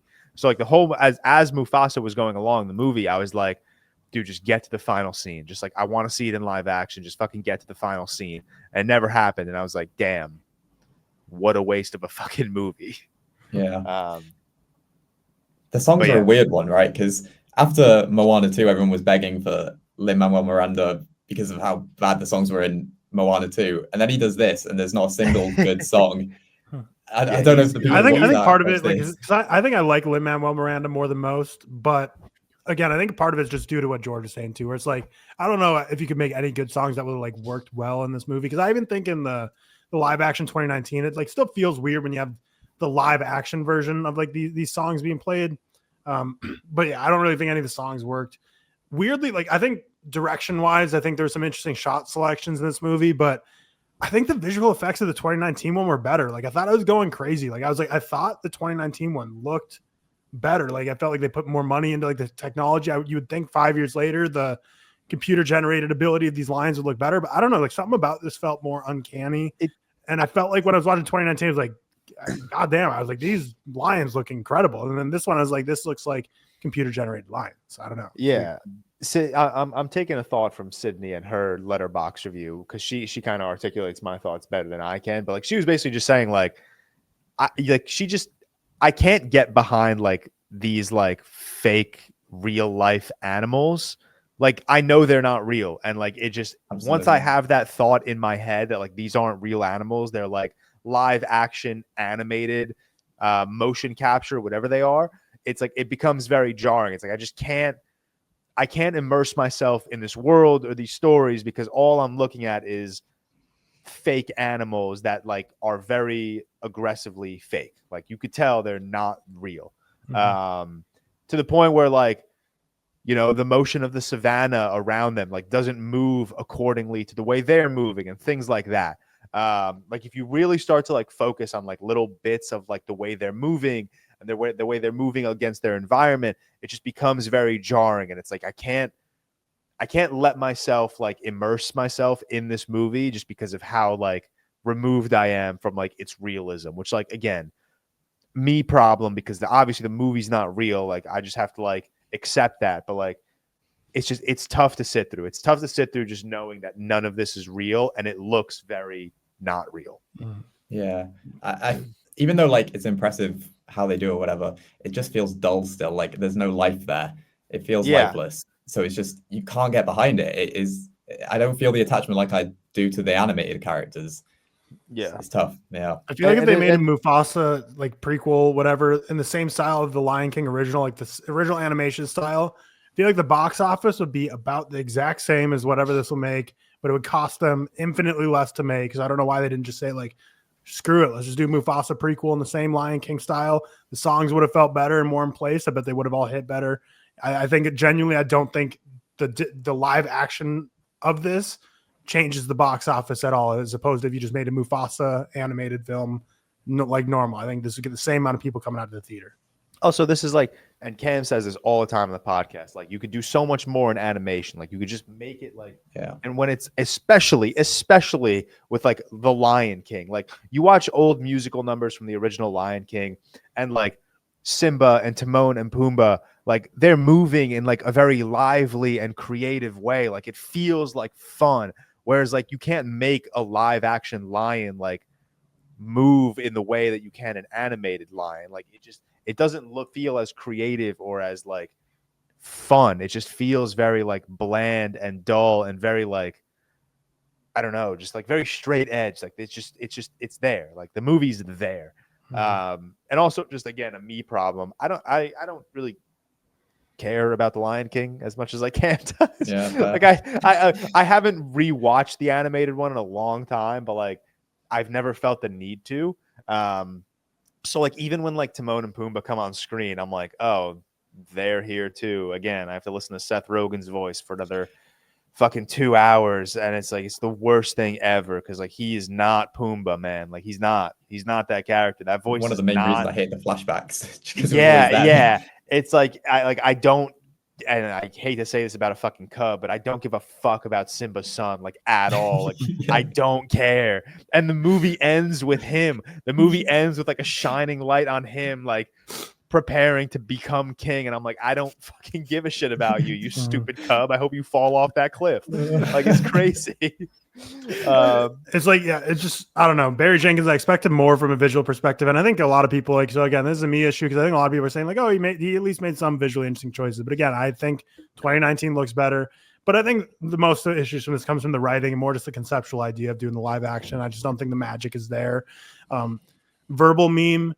Barry Jenkins, handshake, Steve McQueen, underlying text being Oscar-winning directors making a movie about a lost boy trying to find way back to his parents, because it's like the same movie as Blitz. It's like a boy who's like lost, and it's just bad. It's, I don't know. It's, again, I don't know. Like I'm trying to think of any positives because I think with the thing, like I said, I watched Lion King because I wanted to say, is this better or worse? And I think I'm going to be like the rare person who think this is worse. And maybe that's just because it's like more of something I didn't like. But I think the songs are worse. And again, I know the Lion King had the benefit of the 2019 live action had the benefit of just like using the songs that were already made. So like they obviously didn't have to get Lin-Manuel Miranda to make songs. But I just felt like this was less magical, less interesting. The flashback aspect of it just didn't really work for me.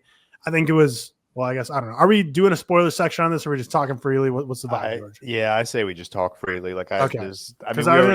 there's no spoilers. He gets lost in Yeah. his pack. He has to travel home. That's it. Yeah, and that's the tough thing about prequel. But I mean, like the big like spoiler, I guess, is like why did Scar betray Mufasa? It's like over like a girl they were disputing over, which was just like a crazy decision of writing. Dude, that happens in like one scene. Like his turn from like friends with Mufasa to I want to fucking kill this guy happens in like 5 minutes, and I'm like, one song and it's done. I'm like, that did not feel earned. Like, fuck that, fuck you. Like what? Like, it's such a stupid decision to make it over a girl. Like, I wish it would have been more like. I mean, I still don't think this would have been a better writing decision either, but at least would have been like more logical, at least to just like make it more about him just continuing to be pissed that like Mufasa's like a goat, because like it's just like when they come back and Taka's mom is like, God, if Mufasa wasn't here, like I'd be toast. And then like the dad's like, man, I owe you a debt. And like you see Taka's like, God, this bitch, man, like he's of course he's getting all the credit, thinking he's all high and mighty. Now my dad loves this dude. Like, and if you just kept leaning into that, like slowly just him becoming more remorseful, like Joker incel type of stuff, which again I think isn't a great message or an idea, but I think it's a better. I don't know if better is the right word, but the message you're sending to kids would be like, yeah, dude, this guy stole his girl, so therefore he literally murdered him and left his kid an orphan. Like, that's insane. That's insane. What are we doing to the children, people? He didn't even steal his. I mean, they had one conversation, him and the girl and Taka, and he was like, "What, in love?" And literally took one song. It was really annoying. Also, all it took. What was the girl's name? I'm forgetting. I'm sorry. Sarabi? Whatever her name was, like. Did she Sarabi. even like or love Mufasa, or did she just find out that Mufasa was the one that saved her from the rubble instead of Scar? And like it was a weird dynamic because I never felt her relationship with either of them. Like I didn't think, like, obviously they made it very clear Scar loves, or at least likes, this female, but like I did not feel it reciprocated from her or from Mufasa at all. I was like, that's such a lazy reason to make Scar like eventually murder his best friend. Yeah. Mm-hmm. But then you add in like the side stuff with Rafiki, and I thought they were going to delve into his backstory more, but he just became the ultimate side character. It's a weird one to include. Sorry. Go. No, you go. It felt like I was watching The Hobbit Unexpected Journey and The Lion King, where he was just like one of the dwarfs who just tagged along. It was, I don't know, it felt weird. I would love to, like, whoever wrote this movie, I would love to like listen to that initial table read where they were like, yeah, people are going to love when Rafiki gets his stick. That's going to be sick. They're going to love that. They care so much about Rafiki and his stick. They're going to love when he picks it up out of random rubble. No symbolism, nothing. He just finds a really sturdy stick that he's going to hold on to for the next 50 years. It's interesting that the cinematographer of this movie, James Laxton, is the same guy who did all of other Barry Jenkins films. So like brought him along. But then like the writer is Jeff Nathanson, who did the other Lion King as well. But he has a weird writing history. So Catch Me If You Can, good movie. The Terminal, pretty well liked Tom Hanks movie. Pirates of the Caribbean, Dead Man Tell No Tales. That's when that one's kind of off a cliff. Rush Hour 2 and 3. Okay. Tower Heist from 2011. Young Woman in the Sea, the movie no one saw with Daisy Ridley.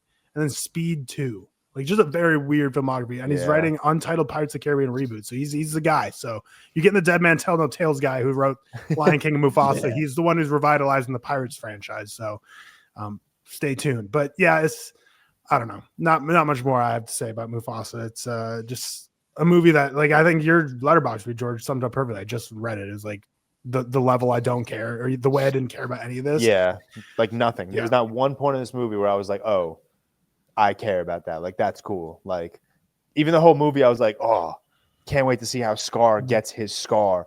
And it was like, like he was like, say he had like a moment of clarity where he said, and I'm like, that's just such a bullshit, like bland, fucking, like, I've seen that in film so many times. But yeah, it was stupid.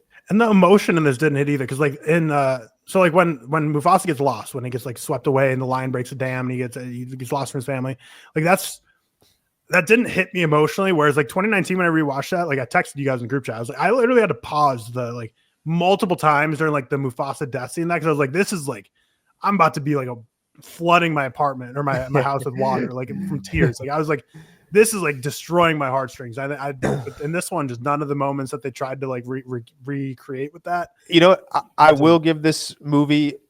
We've been shitting on this movie for a long time, so I will give it a little bit of credit. The flood scene when Mufasa does get separated from his parents. That did work for you. It worked for me a little bit, mainly because like I love my mom, and like Mufasa was just like he was crying out to his mom. It was very emotional. I'm like, damn, like that sucks. Like if I got separated from my mom via a flood, I'd probably cry too. Like that. So and he's a cub. He looked cute. So yeah, there's my one positive outlook from this movie. The flood scene where all the stupid animals die. Sick. I thought that scene worked until he got picked up by Taka, and then it almost felt like he instantly was okay.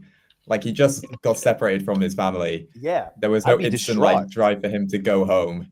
He was like, okay, let's go have a race now and have some fun. Like he seemed like he got over it pretty quick. I don't know. There was no mourning at the potential of his parents being dead. There was no like, oh fuck, I gotta find my way home. It's like, oh no, Taka is sick. We're gonna go race. I'm gonna race him real quick and sing about him being my brother. Yeah, like fuck off, man. Fuck off. But listen, I guess anyone as great as Barry Jenkins needs his bag once in a while. Respect it. Which is great, dude. He won Best Picture. Why is he doing this? I just don't get it. Like, did losing Best Director to Damien Chazelle just ruin his life? Like, he's like, fuck. I mean, is there anything? Like I said, we were going to start with Mufasa because it was going to be the shorter of the two. But is there anything else you guys want to mention? We didn't mention the White Lions. Who cares? They were stupid. That was Mads Mikkelsen, right? Was it? Yeah. I did not even notice his voice. Honestly, the only voice I noticed was Seth Rogen, just because of how distinct it was. Seth Rogen, yeah. Yeah, the only voice where I was like, oh, I know that guy.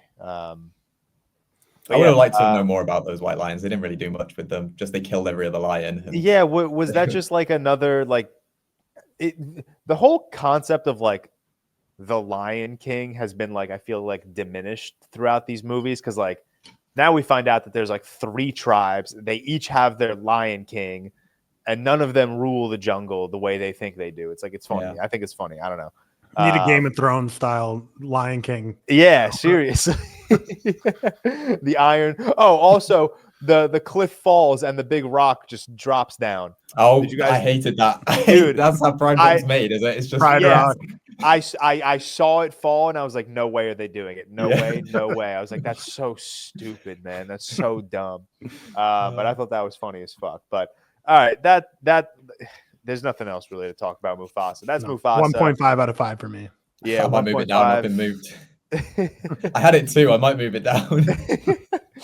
That's all it takes. One negative conversation just ruins the experience. But all right, let's move on to the thing everyone's been waiting for, Sonic 3. Yeah. It is just myself and Josiah, so we'll have a nice little positive versus negative. It'll be fun. Banter, rapport. I will say better than Mufasa for sure. Yeah. But Sonic the Hedgehog 3, Sonic, Knuckles, and Tails reunite against the powerful new adversary Shadow, a mysterious villain with powers unlike anything they have ever faced. With their abilities outmatched in every way possible, Team Sonic must seek out an unlikely alliance in hopes of stopping Shadow and protecting the planet. Jeff Fowler directed, and he obviously directed the first 2 Sonic films, as well as he did the Knuckles TV show, right? I think he's the same guy that did Knuckles TV show. All of the same cast returns: Ben Schwartz as Sonic, Jim Carrey as Robotnik. We have Keanu Reeves joining the cast as Shadow, which was sick. We'll talk about it. Idris Elba as Knuckles, Colleen O'Shaughnessy as Tails. Josiah, we'll start on a positive note. Obviously, I don't want to ruin the conversation immediately. Give us your thoughts on Sonic the Hedgehog 3. Yeah, I mean, I went to the premiere and was filled with Sonic fans, so I think I fed off that energy a bit. So I want to rewatch it. I still think I'd like it even if I rewatched it. But I was in. I love Shadow, so Shadow coming excited me. After watching Sonic 2, the post-credit scene was the best bit about that movie for me. So really excited for this movie. The trailers were good. I was ready. My Sonic history isn't like that deep. I didn't really play many of the games. I played one of them. I just can't remember the name of it. I think it's the Sonic the Secret Rings on the Wii. Sonic, yeah. The Wii. And then, yeah, on the Wii. But my favorite game of all time is Super Smash Bros. Brawl, and more specifically the adventure mode. And the last character you unlock is Sonic. So I worked hard for that little blue creature to unlock him. So I like Sonic. The first two movies are fun. I think there are obvious flaws. I completely get why people don't like them. And I think Sonic 3 does a good job at dealing with some of those flaws whilst not getting rid of all of them. I think the humor is pretty similar. But I think it deals with the human characters a lot better by having less of them. I think we get a tonal shift in this movie that really amplifies it in the third act.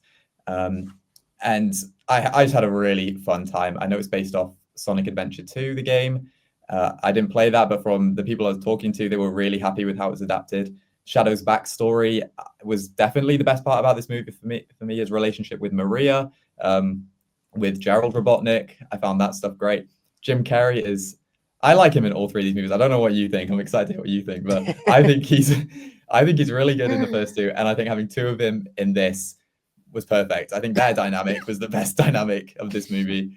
Let's get some Oscar buzz for Jim Carrey, guys. And if we're talking Hugh Grant for Heretic, let's get Jim Carrey going. Honestly, sure. Might as well. Let's do it. But yeah, I think for me, it was just good that they dealt with the human stuff. I don't know why the wedding sequence was so big in Sonic 2. I think it was frustrating because I just wanted to see Knuckles. So I think having less time with them and focusing more on the trio and Shadow was good. We're there to watch those guys. We don't care about Tom the Donut Lord that much.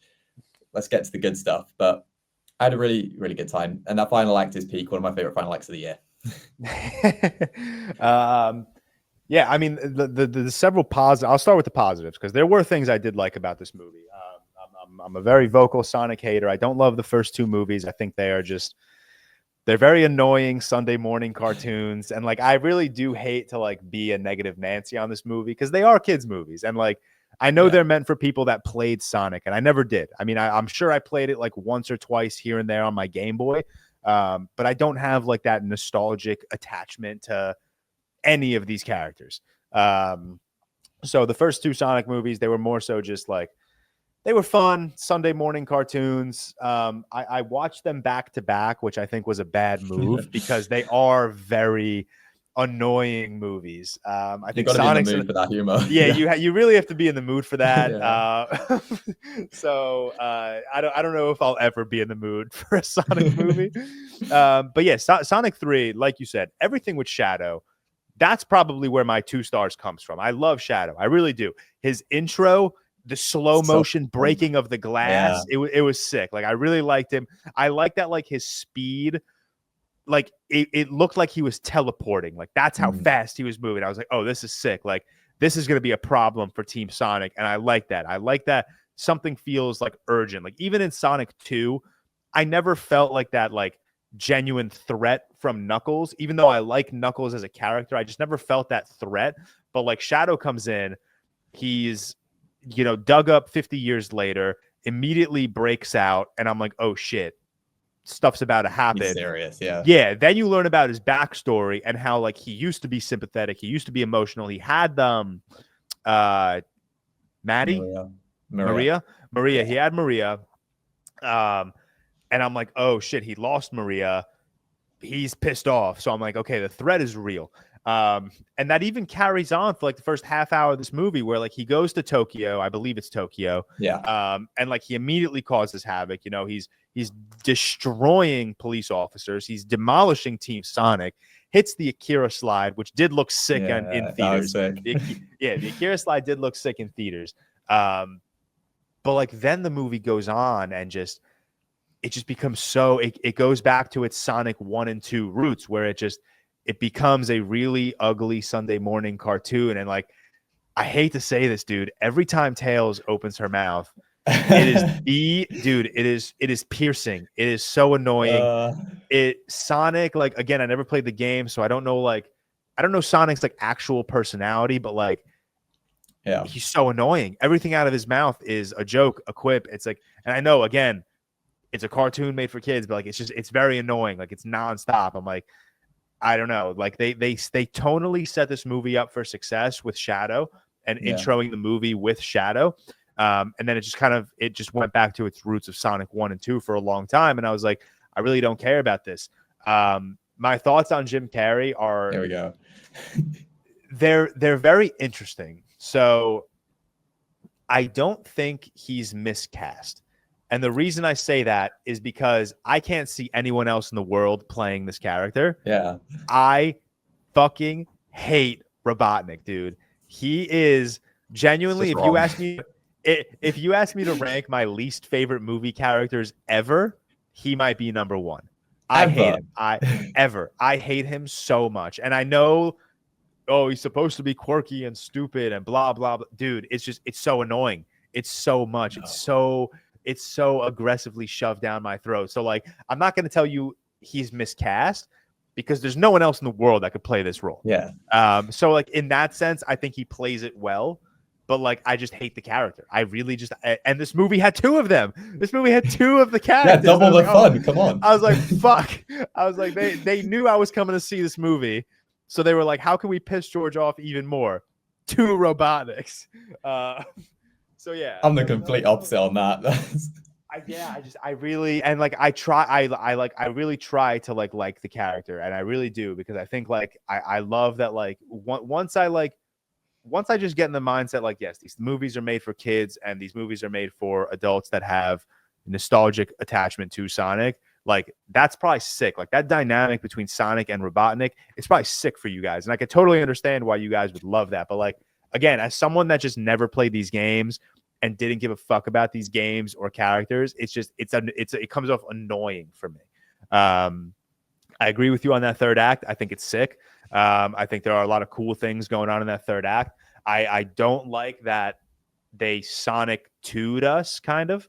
And I'm gonna like issue that spoiler warning now. Like we're just gonna kind of shoot our shit. So spoilers if you haven't seen Sonic 3, just check the timestamps below. Yeah, let's just start talking whatever. Yeah, they kind of Sonic 2'd us, where like, you know, Sonic and Knuckles at the end of the Sonic 2 just become friends to beat Robotnik. Sonic and Shadow at the end of Sonic 3 become friends to beat Robotnik. It's like they just kind of rehash the same thing, which like I don't care for. Like I don't mind. Again, like it's not like this is not a movie I'm gonna like, you know, kill myself over. It's just like it was a very interesting decision to just kind of redo Sonic 2's ending with a different villain. So yeah, those are kind of my overall thoughts.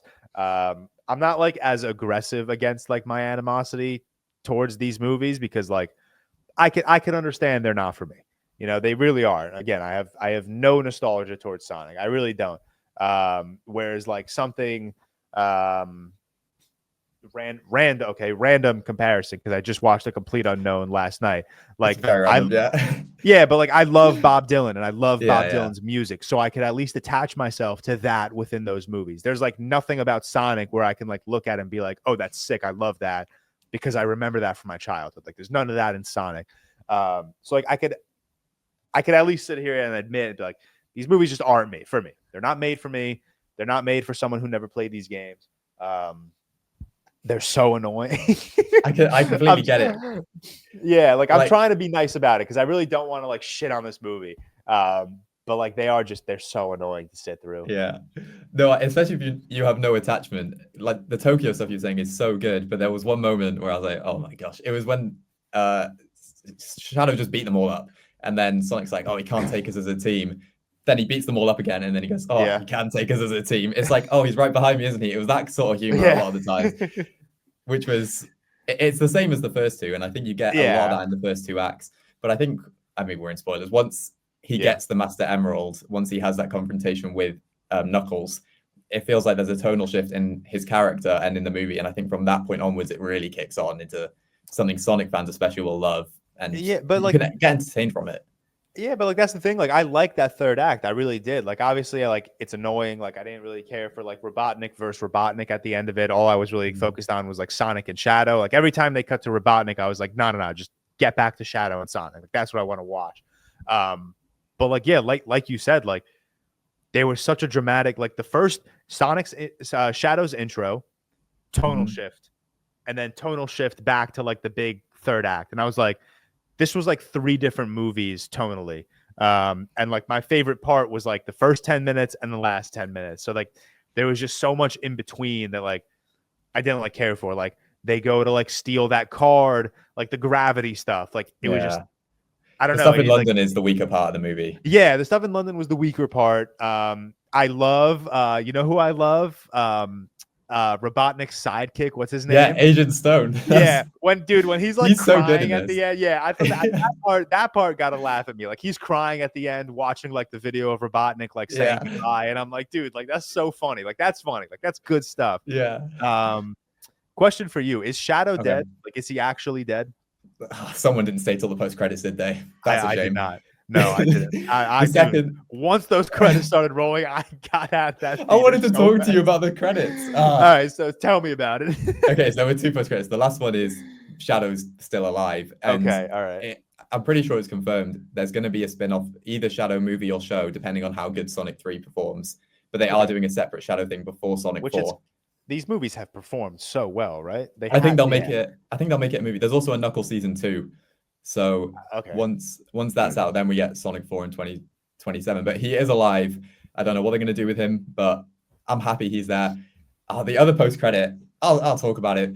That got the loudest scream shouts I've ever had at a cinema. Like almost louder than Endgame in a room with like 30-year-old Sonic fans and kids. It was a great combo.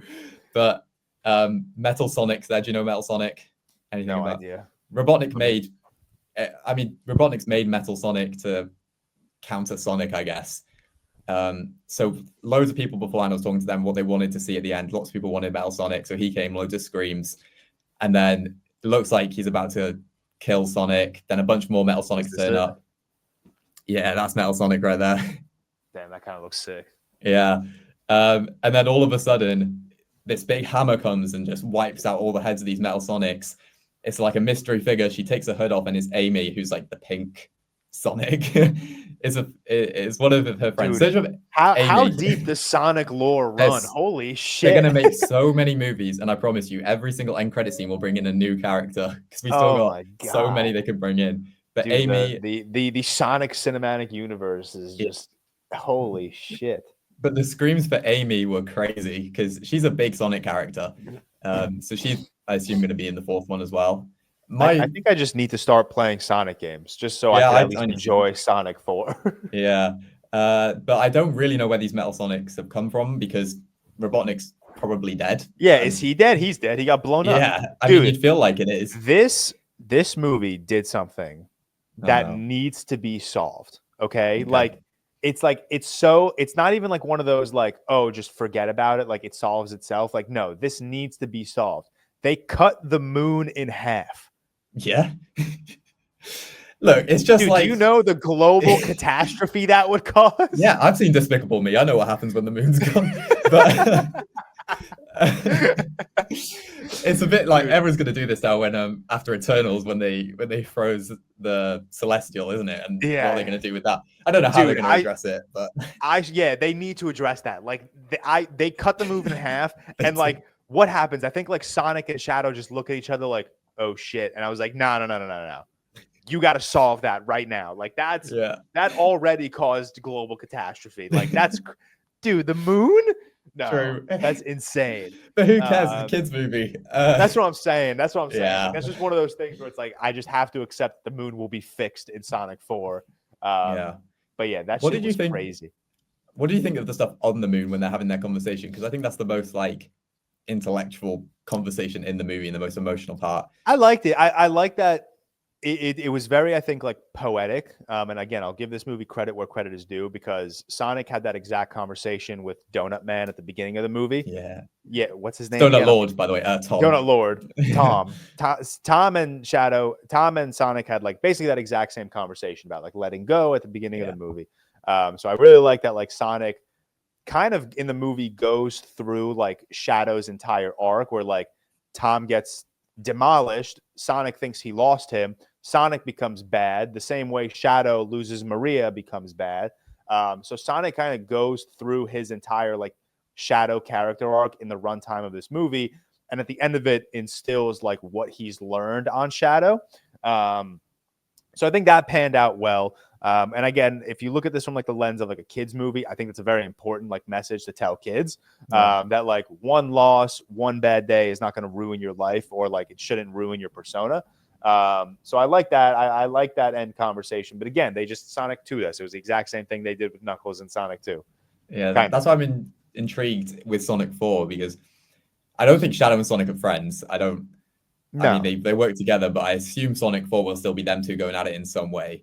Or, well, Metal Sonic's now here. I don't know how that's happened because Robotnik's dead. I don't know who's deployed Metal Sonic, unless Gerald's somehow out there, the other Robotnik. But I think there's intrigue there. I think they didn't really... You didn't watch Knuckles, but they didn't tie the Knuckles show in almost at all, other than when Sonic goes to get the Emerald. What was the Knuckles show about? It's about Knuckles and Wade, the man who's meant to be protecting the hockey Emeralds. guy. Yeah, he's the police officer in the first two as well. Okay, but Knuckles is sort of missing a kid in a tribe, his family, and he gets a vision saying he needs to train up a mighty warrior, and the mighty warrior is Wade. And the show is pretty much a Wade show about Wade's family. It's another. A bit like the first two Sonics on Found Family. There is a Paul Blart reference in episode 6, though, which makes it peak. They say the words Paul Blart and Do they Mall really? Cop. It's so... Oh, no, it's like, Kevin James came to this hotel and Knuckles goes, the Mall Cop. And I was like, yeah. That's sick.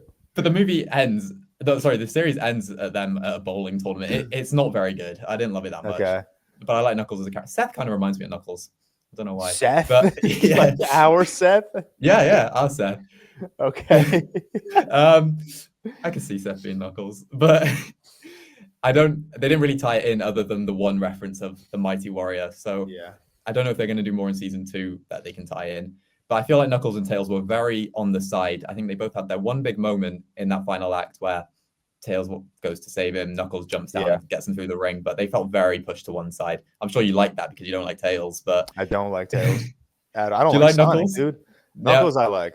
I get Sonic. I think Ben Schwartz his voice is a little annoying. It is a bit annoying. I think my problem with Tails, I don't like. It's not the voice of Tails. It's the way they deliver. It's the way this actress delivers her lines, where it like literally sounds like a Sunday morning cartoon. She's like, "Gotta go," shit like that. And it's like I'm pretty sure she voices Tails in the show, in one of the shows. Yeah, it makes sense. Like she's got that annoying cartoony show voice. Yeah, no, it doesn't make sense.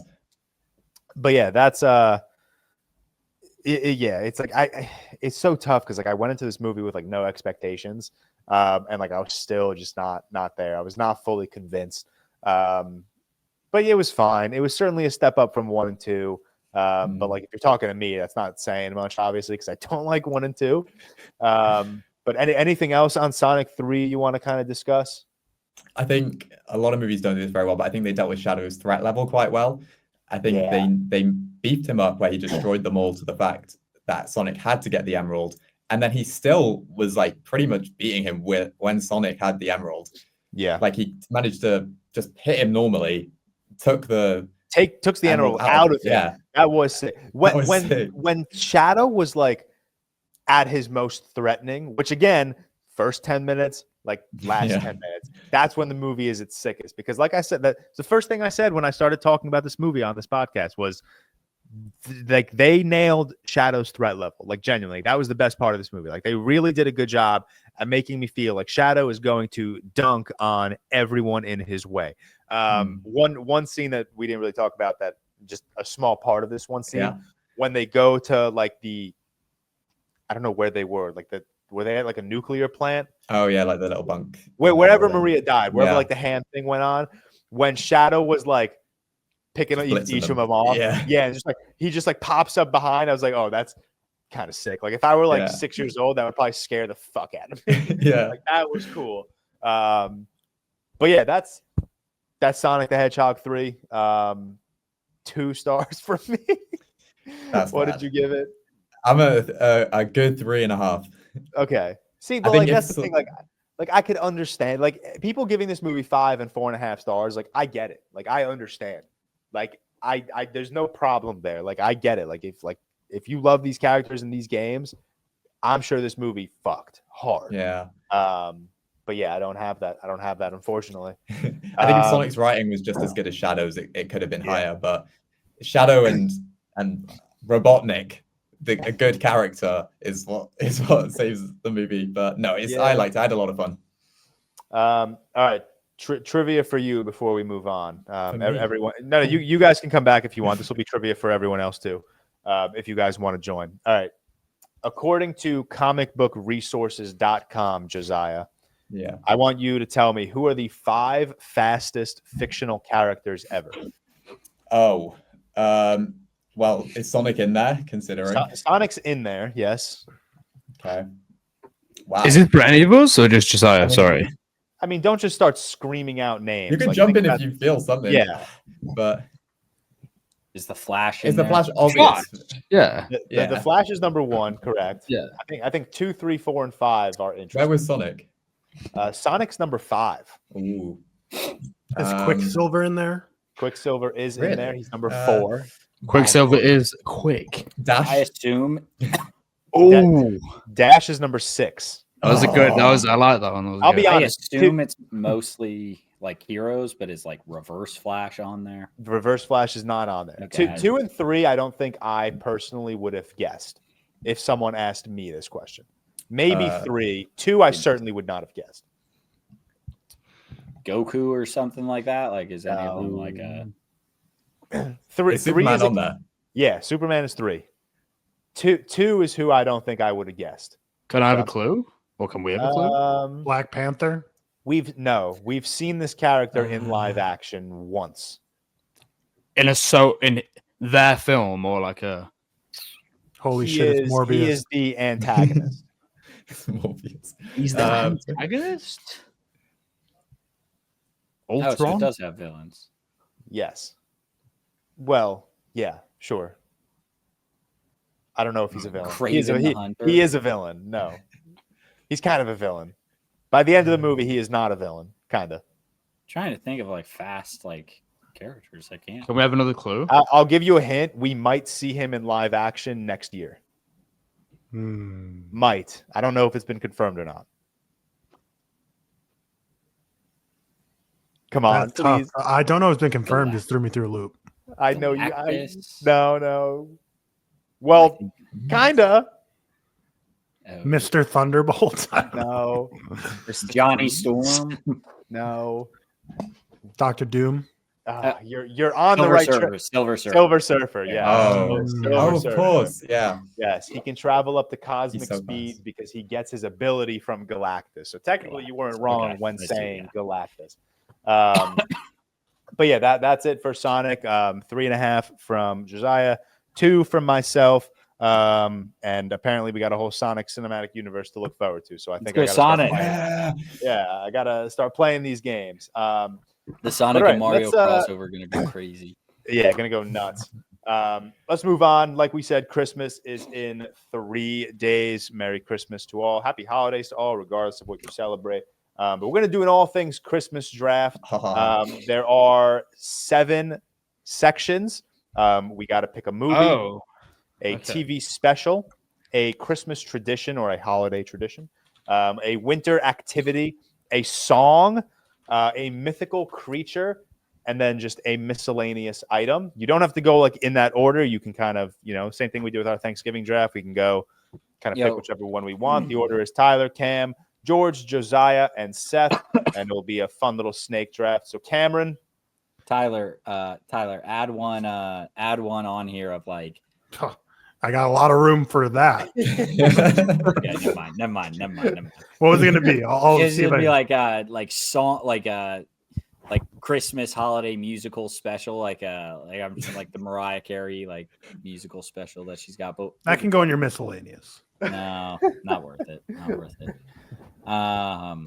kick it off, Cameron. What do we got? Yeah.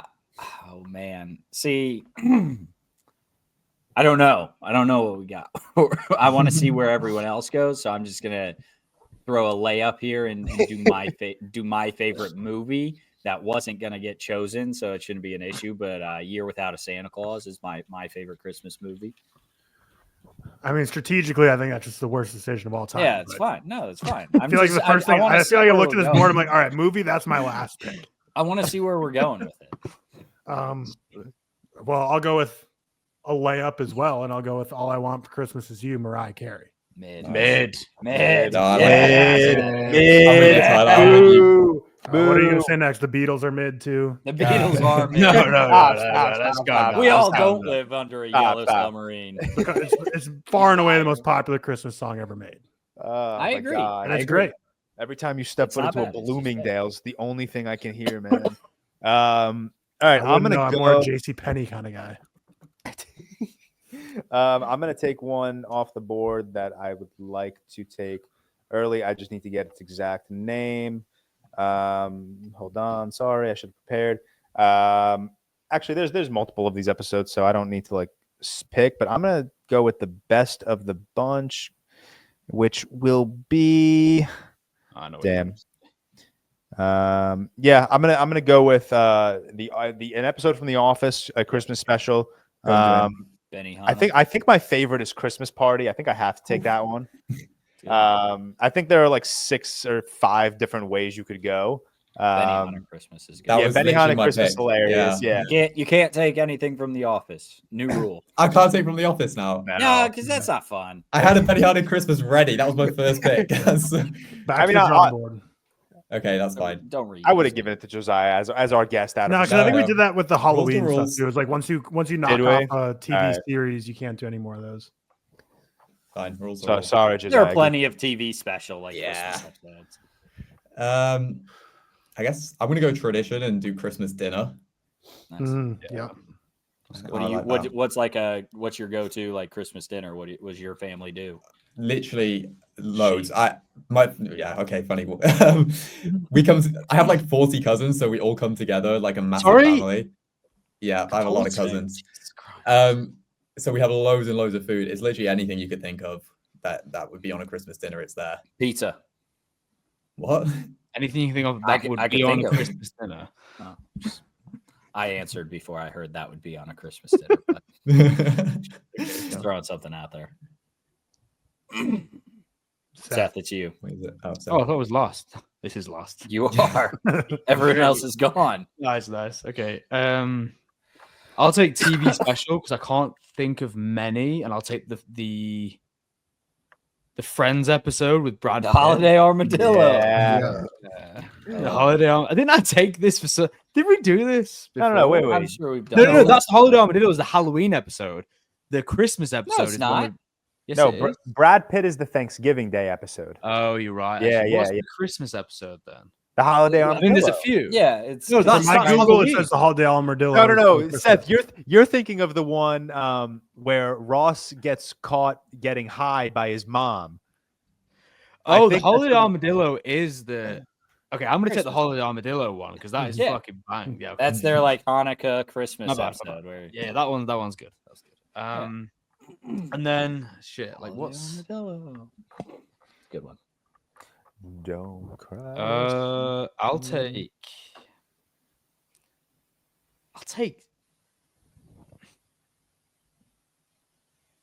mythical creature. I'll go Santa, you know. Oh, no, that that was was the I know one. for any of you guys That who was are the one. believing him. Like, I you was know. I was hoping no one would like think of that for Mhm. some reason. Yeah, it's because Josiah still believes in him. Sorry, Josiah. Yeah, that Imagine was we have like hey, 6-year-old that's actually listeners who just sad. ruined Yeah. Christmas for. If you don't believe, you don't receive. That's just what it is, man. I might join him on Mythical Creatures and go for the best character in Red One, Krampus. Oh, that's a good one. Krampus. Krampus is iconic. And more than Krampus Red was the best not- character. Yeah, best character in Red One, but other than the Red One, Krampus is sick too. George. I mean, I'm gonna take my movie. I'm gonna take Die Hard off the board. Mid. Bro's so edgy. Chill out. Chill. Sick, dude. I was preparing for you guys to argue against it. I was about to scream. No one has ever argued Stop. on this pod. We're all like, it's fine. Yeah, take the pick. All right, thanks, Cam. Sorry. Christmas movie. People who pick Die Hard as their favorite Christmas movie are the type of people like walk into bars with their chest puffed out, like looking for a fight, and then everyone's like, "Bro, I'm not trying to fight you." And they're like, "But I Yeah. want to fight. Come here." Chill. TV I don't wanna special fight for me. anyone, man. I was really worried he was going to get I'm taken. terrified. Are you taking it?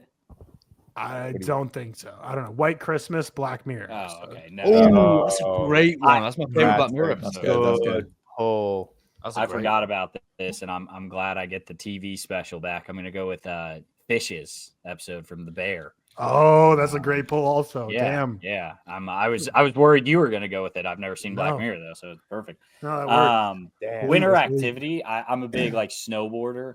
Not like big snowboarder, but like we like to do it once a year kind of thing. So snowboarding / like winter sports. I don't know if I get them all, but Are you going snowboarding this year? Or the newborn kicking that? no, out? the newborn kind of takes that one out, but we'll be back in action next year.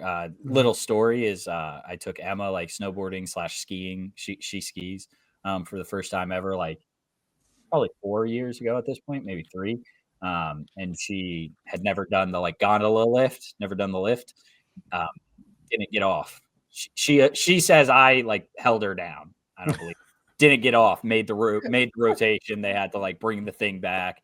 Kind of scarred her for a little bit that day, but now she's big into it. Now she's a big fan. But that was a rough go at it for the first time. I mean, unironically, the ski lift is my feared and the thing I hate the most about snowboarding. Yeah, It's so much easier for skiers. Snowboard, it's like a complex calculus to get on and off that thing. Yeah, definitely. For me, I will go with mythical creature, and we'll throw the Grinch on the board. Damn it! Oh, nice. The Grinch. That's better. Forgot Grab the about that. Grinch. I will go with. Oh, what will I go with? I will go. You know what? I'll go mythical creature as well. How many I'll go, are there? there are a lot actually. Apparently, I've already got mine. I'll go the system reindeer, Mr. Rudolph. Yeah. Nice. Okay. If it was never cold, or He would never have succeeded, bro. Yeah. What was the Rudolph? One foggy Christmas Eve. Froggy Christmas Eve. Yeah. We'll give him System reindeer, bro. We'll give him some respect. Throw the red Yeah. nose. Government name. Red nose weirdo. Just say government. Yeah, the red nose. That's so funny. Okay, That's his middle name. movie. I'm going to take the Muppets Christmas Carol. The best Christmas movie. Oh, that is the top 3 right there. That's Never good. seen it, but That's a good pick. Every Christmas we watch it here, so I have to pick that. Watch it; it's really good. Is that how you guys spell Santa Claus? How, dude? Just noticed. It's so isn't it technically without the E? That was my point. Oh, is it? I mean, like I don't think either is no wrong. way. I swear Santa Claus is without the E. But No. the Santa sure it Claus varies. movie has like the E as like a extra letter because it's like the Santa Claus is like the clause of the clause, like a clause. Yeah. Mhm. So I think it's without an E. But maybe I it's think, a I think it's like a little Mandela bit- effect type thing. I think it's a little bit of both. No, it is no E. Really? Crazy. See? It's crazy. See that shit? I know my son. The power of marketing. Seth again. Back to backs. Will you guys allow me to take Willy Wonka as my Christmas movie? Yes. Yeah. Of course. No, It's a Christmas movie. Of course. no, it's not. It's a mean- movie set during Christmas. See, this one I'll argue. So is Die Hard. No, there are lights and like. I'm gonna be so for real. Willy Wonka isn't actually set technically during Christmas. It's just snowy. So- If I were better, to so no. if I were to post a ranking of my favorite Christmas movies, Willy Wonka's on that list. That's Me personally, that's even me worse. personally. Worse than Josiah's the deciding vote. We need a majority. Josiah, is it yes or no? If it is, it works. If it's not, no. I like having. Yes, I'm going to give it Josiah's British. I knew that yes was coming. a. British people love their Willy stopped. Wonka. It is good. I mean, who doesn't love Give Willy him Wonka? Charlie and the It's Chocolate joyous. Yeah, true. Charlie and the Chocolate Factory is more of the I'm Christmas. crazy. What's the movie. full Yeah, title? that's shit. Is it Willy I can- Wonka? I can It back is. that Willy up. Wonka and the Chocolate Factory. It is. Okay. Yeah. Okay. I'll take my song because it's easy for now. I don't like Christmas music at all. What? But Come on, I there's think some- it's like there's like The Grinch. Yeah. I'm Scrooge.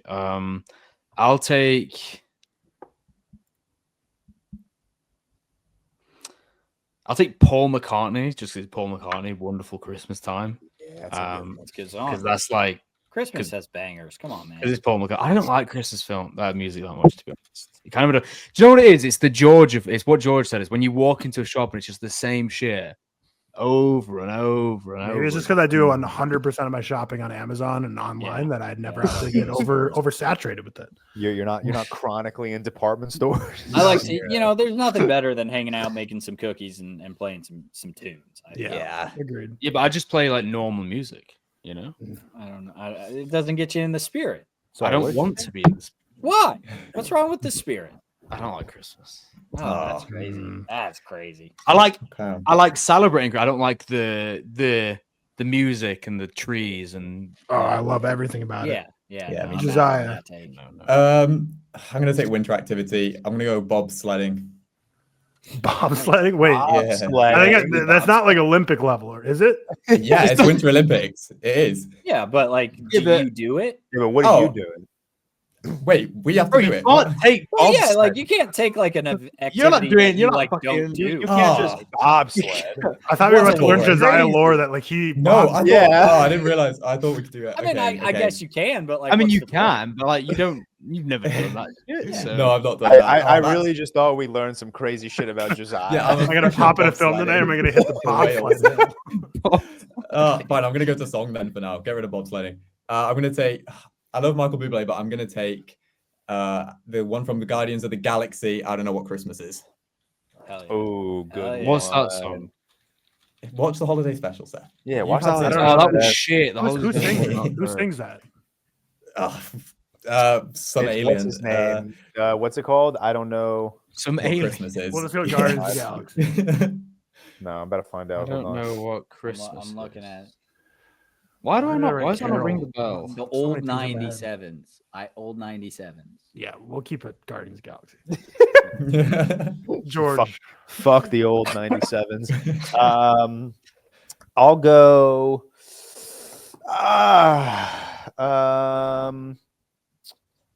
Winter activity. What's like my thing is I'm like my problem with winter activity is like my family and Victoria's family, we're not like winter people. So like we don't ski, we don't snowboard, we certainly don't bobsled. Neither does the missing out. So I'll go a very, and I'm sure this is like a popular thing everywhere, but a very popular thing on Long Island is like there's on the South Shore, the beaches, there's Jones Beach, and they set up like Christmas lights for you to drive through. So like you're literally driving through like a massive wonderland of Christmas lights. It's cool. I've never heard of that. I don't know if that's the thing here. Like picture, like I don't know if you guys do this, but like Victoria and I, if we're in the city during Christmas, we'll like walk by like townhouses and look at their decorations. Or if we're in the suburbs at home, we'll drive by houses and look at their decorations. That's kind of what this is, but like it's literally like a parade of cars just driving through a wonderland of Christmas lights. I have a video somewhere from the last time Victoria and I went that I'll find that I can send to you guys. But like if you're from Long Island, you know what I'm talking about. Mm-hmm. Okay. All right. Next up, I'll go tradition, just exchanging presents. I think especially in my adult life, I love giving presents. Like that's just like giving's way better than receiving. Yeah, when you hit like 20 or like 18, it's way better than giving than receiving. But I mean, obviously as a kid, like opening like that's that's the best time ever, just opening a gift. Yeah. But yeah, as an adult, I'm addicted. Like Riley and I are terrible at it because I've given her like so many Christmas gifts already. They're all open. Like I haven't waited till Christmas. I get too giddy. Oh yeah, I'm like we're just gonna open them early. Cam, back to backs. Yeah. For song, there are so many. So like I'm excited, I guess. All I Want for Christmas. No, you haven't picked one. I don't know what Christmas is. Wonderful Christmas Time. Good music so far. I really like the Last Christmas. Wham. Wham crushes that. Wham. Yeah. I really like that one. Last Christmas banger. I also like the Underneath the Tree, like Kelly Clarkson song. I really like that one. But and then tradition. This is like a my family specific tradition, but I don't think it's like a my family only. I think some people have definitely done it. The best thing ever as a kid was like you would open a gift and it'd be like an Xbox 360 game. I'd be like, I don't have an Xbox 360. And then my mom would be like, "Oh," and then we'd get through the presents and still not. And then it'd be having the it. last She'd be thing. like, "Oh, dang, they must not have known." Like they must not have known you had the previous Xbox or something. And I'd be like, that's a bummer. And then you go downstairs and it's like already set up. That's a tradition my parents did really well. Yeah, I don't think my parents used to disguise things quite often. Yeah. Cool. Yeah. What do we even call it? Disguising presents? Yeah, sure, that's fine. I remember when I got my like, Nintendo Wii. Saving like the best present for last. Yeah. I got my Nintendo Wii and I just like open presents and they were like, "Oh, it's just something for your mum in the corner." They said it was like mugs or something. I opened it. Shit was a Nintendo Wii. I was like, it's crazy. Yeah, that was like the best feeling ever. It was the best. It went insane. I loved it. Yeah. No, that's the best. That's something I definitely want to do with my kids. I remember that happened when we got like we're already like TV planning for my things. room. Man, epic. I can't wait for like Christmas with kids. We're like obviously already have it, but like we got so many plans for this year and like next. It's just gets better as they age, you know. Mm-hmm. What a wholesome chit chat. Anyway, I know. Okay, so that you did 2 there, right? Yep. So now that's on to me. Okay. Man, winter activities. I feel like snowboarding is like the big obvious one for me. So it's like then the drop down from that is quite high. But I guess we'll just go. Wait, what activities have been taken? Drive Christmas lights. Yeah, we'll just go sledding. I mean, it's in the bob. kind of the go. Like when I was a kid, sledding was the go. Sledding's fun. Just grab a little slab of plastic in your backyard and go sled down the hill, or like go to like a tubing hill and get like a air tube. Epic sledding, good time. Haven't done it in forever though. I'm sure it would unlock some like childhood glee in me though if I went sledding. George. I'm gonna go with my miscellaneous, and I'm gonna go with from Into the Spider-Verse, Spider-Man's Christmas album. No, can't take it. Why? Into Spider-Verse is banned, remember? Oh, that might be that's fair. Are we kidding? Oh my God. We've made it 120 episodes in this podcast. We can't lose our morals.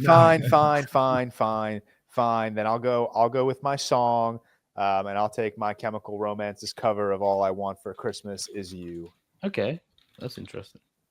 God. Are we banning that because Mariah Carey's Why on would we do the same thing? Oh yeah, wait. Yeah, you Oh can't. my you're God. Yeah, no. Holy If I can't I get think the we office. vetoed the shit. office. I think we got to ban. Yeah, good comms. Yeah. Good comms, Tyler. Good comms. I'm getting dunked on right now. Fuck me. All right, I'll go. I guess I'll go miscellaneous, and I'll go. Pick something that's going to get banned again. I dare you. So scared. No. I'll stick with song. I'll go with Coldplay's Christmas Lights. Yeah, That- bit of that's what I'll go. Coldplay on the list. I like Yeah. Is that let's- banned because you have to drive through Christmas? Oh my Yeah. God. Good comms. Great comms. You guys are nightmares to work with. Josiah. Ooh. Winter activity. No. Could I throw in? All right, fair enough.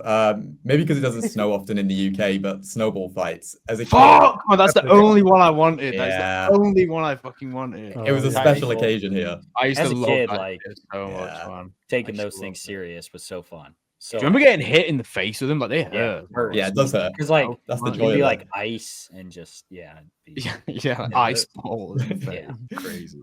Oh, that's the only one I wanted, man. That's annoying. Is it me? Yeah. Yep. Back to backs. I'm gonna go like a bit cringe here. I'm gonna say these are nice. Oh, can I take? Is this cheating if I just say for my tradition, just spending time with family? No, that's Yeah, that's, that's not cheating. take at it. all. that's You not can take it. cheating. Spend That's a time bit with boring, family. Seth, isn't it? But you can take it. Yeah, but there's nothing else I kind of It's want. mad I wholesome. wanted to take it. Yeah, I agree. Mad awful. But then now I'm on Struggle Street Yeah, because that was the absolutely. only winter activity I wanted. Shit. You can do this. You can also do miscellaneous.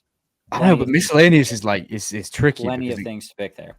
All right, I'll go miscellaneous, and I'm gonna take the scene from Home Alone 2 where Kevin throws bricks at their heads because I fucking love that scene. That's 'Cause my that would pick. kill them.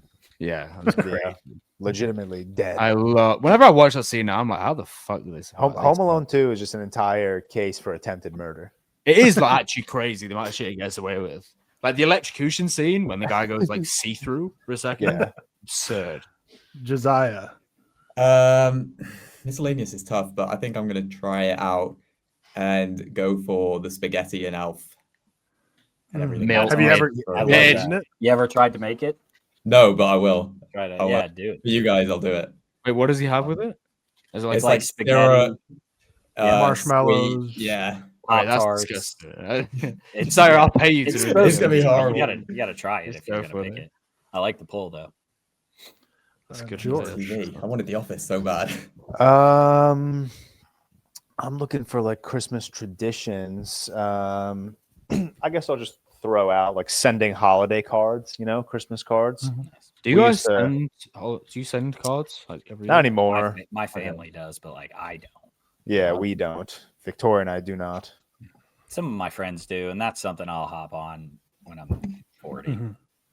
Like, not right Wait, you sent us one, Cam, didn't you? Like, now. No, we sent you like a little Little holiday. chocolate box. yeah, and you Like, spent yeah. way too much getting it across. Yeah, the shipping it to Seth 17. was like an arm and a leg. Yeah, it's crazy. I've Yeah. gotten, I got like one of my friends in our friend group like sends Christmas cards, and I feel like it's just like a sign. Like every time I get one, I'm like, man, your life seems so much more put together. If you're the type sending out Christmas cards, that means you got your stuff straight and narrow. Yeah, that is so I got movie or miscellaneous left. I'll go. Oh, you got movie left. Interesting. I just thought that'd be like there's so many to choose from. Yeah, Whereas yeah, like the other ones are trickier. Miscellaneous. We'll just get our movie out of the way, and hopefully Cam doesn't take any good miscellaneous. But we'll get the holdovers off the board. It was pretty obvious for me, but Good movie. For my mythical creature, I was gonna go with Jesus Christ. that's literally not a mythical creature. He was Hey. real. Hey, still a mythical creature. like, No, because Crazy, Jesus, no. there's so much evidence that Jesus, Uh. Jesus is real. Like, yeah, it could be, but like this idea of the Christmas like could be mythical, but I won't be that like straightforward. That's so funny. Like mythical creature, what things like Pocahontas, mythical creature, like Nice. Abraham Lincoln. So I'll just go with elves because I like elf. There you go. But There you yeah, go. elves. they're real. I like Elf, the movie. So, and if that's not going to get picked, and then miscellaneous, I feel like I always go. I always swing back to my roots and go to a Fortnite thing. But Oh, I like I'll never it. forget. I'll I like never forget 2017, the first Fortnite Winter Fest. Yeah. That's actually so good. the Christmas, I like the it. Christmas event. Like, man, That was Just- peak Fortnite, right? That 2017. that is true Yeah, peak that was Fortnite, man. peak Fortnite. I was at home. I was probably playing 12 hours of Fortnite a Same. day. Easy, Like, easy. no doubt about it. Like I would hop on, I would go 7 p.m. to 5 a.m. and then like 9 a.m. to 2 p.m. or something. They were the days. It was. Those I miss days. it so much. Like you're on Christmas break, you're playing, you're cozying up, play some Winterfest Fortnite, man. Take me back. Take me back. Shout out For the real. Fortnite OG kickoff. Big weekend for the Fortnite That was OG. awesome. That was so jarring and so funny when the Fortnite OG kickoff came on my screen. I was dying laughing. My That was favorite so thing, just a quick sidebar from like because college football that was sponsored by Fortnite OG kickoff, and hearing just grown men say Fortnite OG kickoff 20 times is hilarious. was that But- actually sponsored by? Yeah, it was they a sponsored sponsor. the college football playoffs. But the funniest was there was an ad read during one of the games for Dune Prophecy, and it was like discover like the origins of Paul, and then like he took a long break after Paul and just kept running. So I guarantee like Reddit is like, how the fuck do I say Atreides? He just skipped right over it. I was like, oh, that's good. He had no clue what he was talking about. Atreides. Miscellaneous. I'm gonna go with I was gonna go with like a snow day off of school, but I feel like it's not that relatable for some people, and it's not really like a Christmas thing. It's more like a winter thing, but it's still work. great. That would be a great. I like that. Yeah, I'll stick with that. We'll stick with it. It's, what do they call it? Snow days. Snow Well, day. we didn't really have snow days in Minnesota. We more had like cold days because like Snow up day. north they're able to remove the snow pretty good. Yeah. So it's more just But like it's it's still negative 40 degrees. So don't send your kids to school because they'll die. Getting the news the other day was like the best thing ever, man. It was Yeah, but like the worst would be the two bad things about it. The worst would be if you wake up the next morning as a snow day because I want to know before bed because I don't. Oh wanna, no, like, that was even better. I'd like getting ready for school. And no, finding I out. hate that because it's Like, like just let so me I sleep had in to a week. leave and you find it out. I'm like, oh shit. But the worst is I feel like every time I look at like the news or like anything, like The Office would be on, and it's like they would have like the ticker at the bottom saying like, "Here's all the districts that have shut off school," and it's like never your school district. It's always like it every was always other the only one. Yeah. Like, damn, all these kids are going home except me. George, miscellaneous. I'll throw an advent calendar on there. Oh, Nice. hell yeah! Yeah, I don't know what else to go for. We I almost did. got Riley a Fallout. Used one, to but then do I looked those into with like it, the it was Fallout chocolates, one. you know. Yeah, I had a Lego Star Wars one as a kid, but I don't know if I think I had a Lego and then I Star got Wars. a coffee one. Oh, And then I got a coffee one, so it's quite fun. Like, Cheese every ones are morning- epic too. my Nice. mum Some- just bought some like coffee. the start of December. She bought me a coffee one as well. It's really Yeah. good. Like different. Yeah, shades. it's just great. like I love it. it's pretty like this is a like generic coffee brand. I think it's like the Target coffee brand, but you know, you get some like buttery rum, some cinnamon it's here cool. and there. Like Yeah, it's that's what good. I've Yeah, got. it's good fun. Although I can't stick with them though. I just finish it like early. I can't stick with them. Why? Because I'm a child. I can't like. I want to have them Crazy. now. You That's know? crazy. I know. I respect it though. TV special. Have you guys seen Community? Yeah. No. I've seen episodes. There's one of us here that hates Community, isn't there? Me. Well, I'm taking There's Uncontrollable Christmas from Community. Uncontrollable Christmas. Yeah, it's the one where he views it in stop motion. I haven't. I don't know. I tapped out after season 2. It's My season sister 2, was so watching a lot of Okay. it during lockdown COVID. Oh, shit. Seth with the final pick. I don't know, man. Like, I won't take too much time. Literally, the only thing I do now, if it's like a activity, is if it snows, I like to go for long walks. So I'm gonna say long that's walks. great. I was almost gonna take something similar to that. Just like Like, anytime especially it at snows, night. going to walk. My Especially at night. It's nice. my miscellaneous was almost bleeding out in a snowy field. The masculine urge to bleed That out would in have a been snowy funny. field. I almost tweeted about that like a couple weeks ago when that meme was hot, but I was like, I had a moment where I was like, I don't know if this meme is just my circle, and I feel like there's a really no, weird I thing saw to that tweet. loads. Yeah, I I've know, which seen is, those. but I still held back. I, was like, it's gonna be too I weird. see it. I see that meme on Instagram, Twitter, TikTok, I see it everywhere. I see Mask- it. Masculine That urge to meme is bleed out in a snowy generational. field. yeah. All right. Well, there's our draft. We're not going to read through all of our picks, so this is a good opportunity. If you're watching on Spotify, you know there's a video version. We have video. We've had video like this whole year. We've kind of been like the pioneers of the video podcast on Spotify. To be honest, People are Top starting to join the 1% train. or something like that. Well, yeah, we were one of the first people to jump over. So just if you're listening to this and you're not driving, just look at our board and see who you think has the best pick here. The newcomer Josiah is the tried and true other 4 co-hosts. Who wins this draft here? But that was a very fun all things Christmas draft. That was good. All right, well, let's move on. We got some news, some trailers.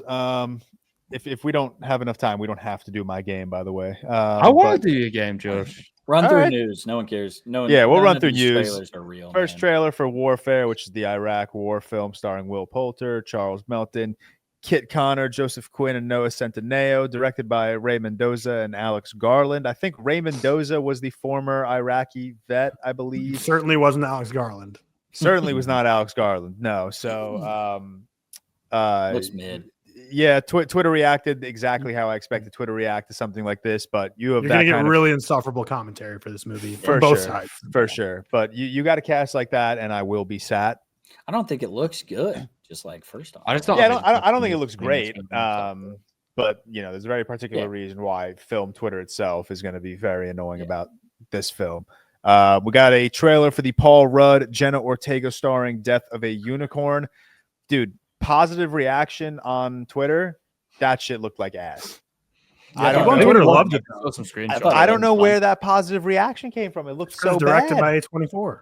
Yeah. That's True. It's That's directed it. My by favorite One of the director. notes. And Who actually then we is it got directed by though? Tom? I just want to know. I don't know. It's concerning if they don't include it in the tweet, is all I'll say. Discuss, because I just got me made the discussing film. And then we also got a trailer for Steven Soderbergh's Black Bag, which stars Michael Fassbender and Kate Blanchett about married spies. So I guess, I mean, if that those two are in like that, yeah, if it's those two, awesome. Steven Soderbergh's obviously coming off of like, no, what? No. Yeah, it's Who am that I he possession just movie made coming some out. Kim. I was about to say Kim. Amsterdam. Who did Amsterdam? David Russell. O. Russell. David O. Russell. Yeah. Sorry. Bad. He just no, he did just make some of the. I think he premiered That like possession, was it that's like Sundown? through the lens of the spirit. Is the movie Yeah, coming yeah, out. that one. It's like Okay. it was marketed as horror, Lens but it's of not the really horror or Spirit. something. Yeah, Yeah. Interesting. Moving on to wasn't movie there. news. Honora did not have an intimacy coordinator on set after Sean Baker and Mikey Madison both declined one. I don't know why this is. Why is this a big deal? Because this is the thing, right? Why are people bugging out? I about said this. I think intimacy coordinators should be like the standard, obviously, because they've had a massive impact on the film.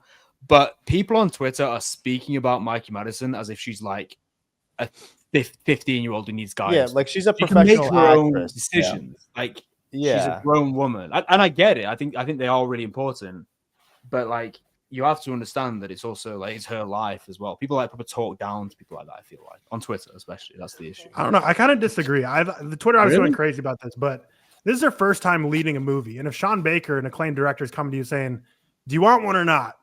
That's tough if you're a first time I leading. agree. To put that decision on a 25-year-old woman, I think that's really irresponsible, Sean Baker. And I think Sean agree. Baker is an all-time bad vibes, dude. Yeah, But I think it's just like I don't know. People went crazy. I think every movie that has intimacy just should have an intimacy coordinator. I feel like it should be a non-negotiable. Yeah, it should Same be. thing with guns. but or why? stunts. These are professional actors and Why do actresses. Like, stunts have stunt coordinators? Why do No, shouldn't no, it no, protect? no. okay, You do need because that's life or death. Intimacy coordinators are not life or death. If you're a professional No, but actress and you're getting cast in a Sean Baker movie, a man who's been nominated for multiple Oscars, you should be good enough to not need an intimacy coordinator. No, but it's not about good enough. It's making Like sure people I get comfortable for in the like for like scenarios. I don't know. I mean, Yeah. the guy in the Mike movie is a Madison- complete no name, so he's not going to be able to stand up to Sean Baker and say, "Yeah, I want one." He's going to be like, "Whatever, I'll do whatever you say." Mikey Madison's a no name to most people. She's never been a lead in a film. And this is a very like, what's the word? Like it's very I don't know. full on. It's sexual. So he's like, I you think have this to is make just sure like they're comfortable. You have to make Yeah, but sure it's This operating. is Sean Baker just having confidence in his actors and actresses. You think James Gunn has an intimacy coordinator for Lois and Clark?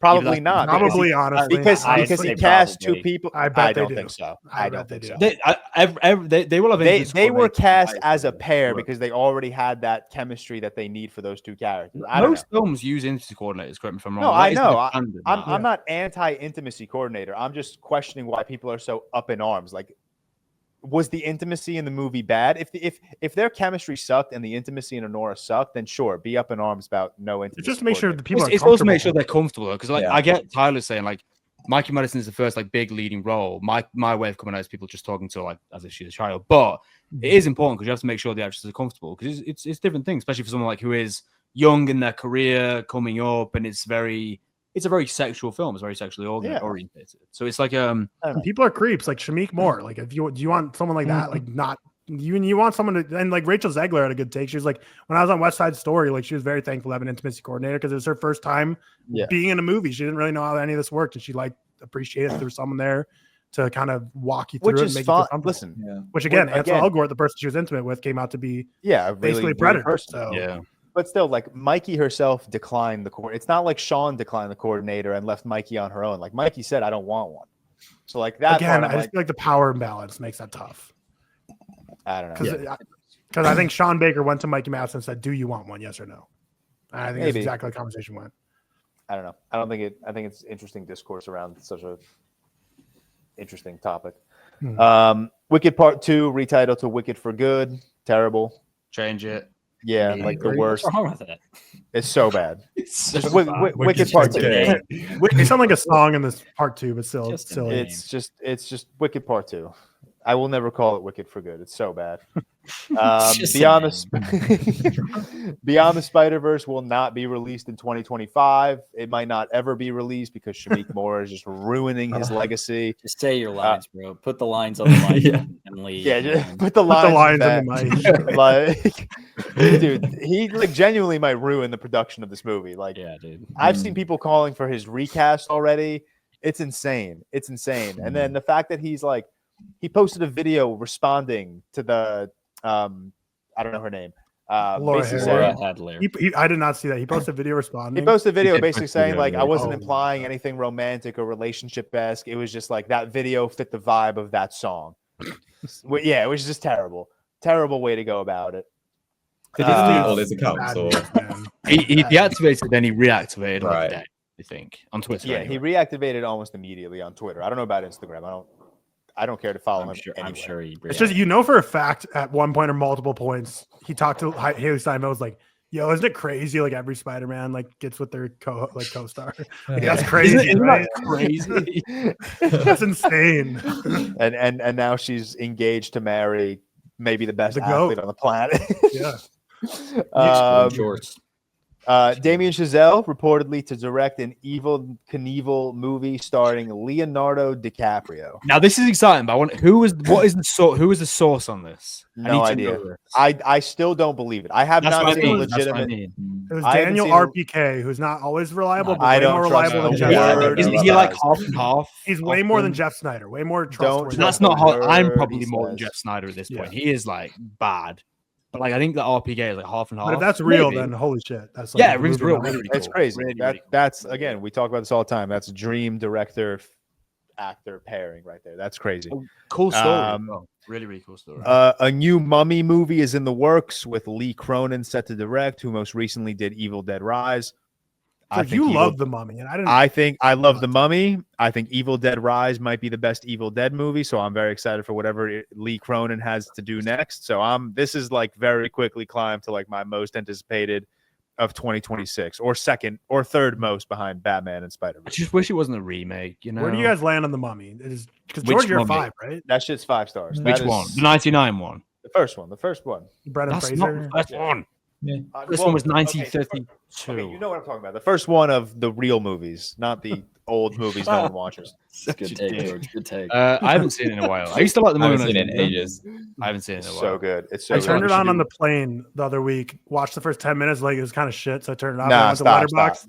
Went to Letterboxd. Get Like, him! oh shit, George loves this movie. You're a Maybe I bum. should give You're it a a bum. chance. Yeah, you're a bum. No, you're wrong. You're wrong. You're objectively wrong about a subjective form of art. You're wrong. Bro. I don't know what to tell you.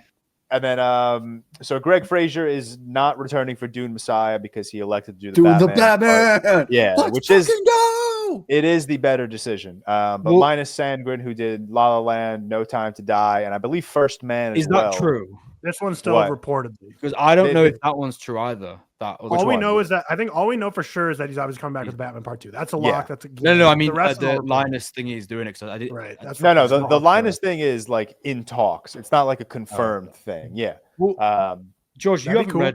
Have you read Doom Messiah, George? I don't think I've you have. read like a third of Dune Messiah. 'Cause I've and heard I that gave up because I can't it's read. very Real. stylistically different than the previous two. So this is probably the right decision from Greg Fraser. This is okay. So I have a lot to say on this. This is the right decision. Greg Fraser should do the Batman Part 2 over Dune Messiah. I think he's crafted such a particular vibe for this Batman universe that no one else can recreate. Whereas I think anyone that steps into Dune Messiah, unfortunately, will pale in comparison to what Greg Fraser did on Dune and Dune Part 2. But yes, Dune Messiah will have a very blue color palette, a very green color palette, I assume. And I think the man that did La La Land is going to be perfect for that movie. Mhm. So I think this would be, in both ways, the right decision. Greg do Batman Part 2. If he also comes back for Dune Messiah, awesome. I don't think he's going to. And I think Linus would be the next best bet. Yeah, I saw someone say someone was like they should get Roger Deakins to be a cinematographer now, and then like someone replied and be like, putting a man that old in the desert is asking for trouble. Yeah. He won't make it, man. All right. Well, that wraps up. up news. Or the volume. My game might take like 15 minutes. Do you want to do it or not? Yeah, go for it. All right. I'm in. God, I feel like I've gassed this up to be stupid, but we're gonna try it. How do I All share our my games are stupid. It's fun. No, this one's fun as fuck though. Okay. Real Where phones were never is- stupid. They were peak. True. Take me Real back. Hold on. I need to like put it in presentation mode before. There I'm we sick go. of this camera. Stop tracking me. Okay, you guys see that? No. No. Oh. Okay, do you guys see Now, that now? Yeah, just it's games. all of his games. All right. Uh, I just threw in a random poster. I don't know what picture was there. I was initially gonna put in the picture of me, Josiah, and Seth in London, but I didn't want Cam and Tower to feel left out. I do. Oh. Get left out, so thanks. All right, so it's multiple. It's 2 games and like just 5 parts of each game. There's no scoring system. It's mostly just like can you guess what I'm going for here? So like here, like the first example is easy. It's which film does not belong. 4 of these films have something in common. Trading One of them, Day. don't just scream shit out. It's the question you asked me. But you have to give me a reason. Like say the It's movie. the other films are biographical. That one isn't. No. Is that that was a one good right? pull? That was a good pull. Technically, sure, you're right, but You're no, correct, but that's not Oh, the That's not what reason. he was going for. That's not what I I'm have going. no for. idea what you're going for there. I think you could figure this out.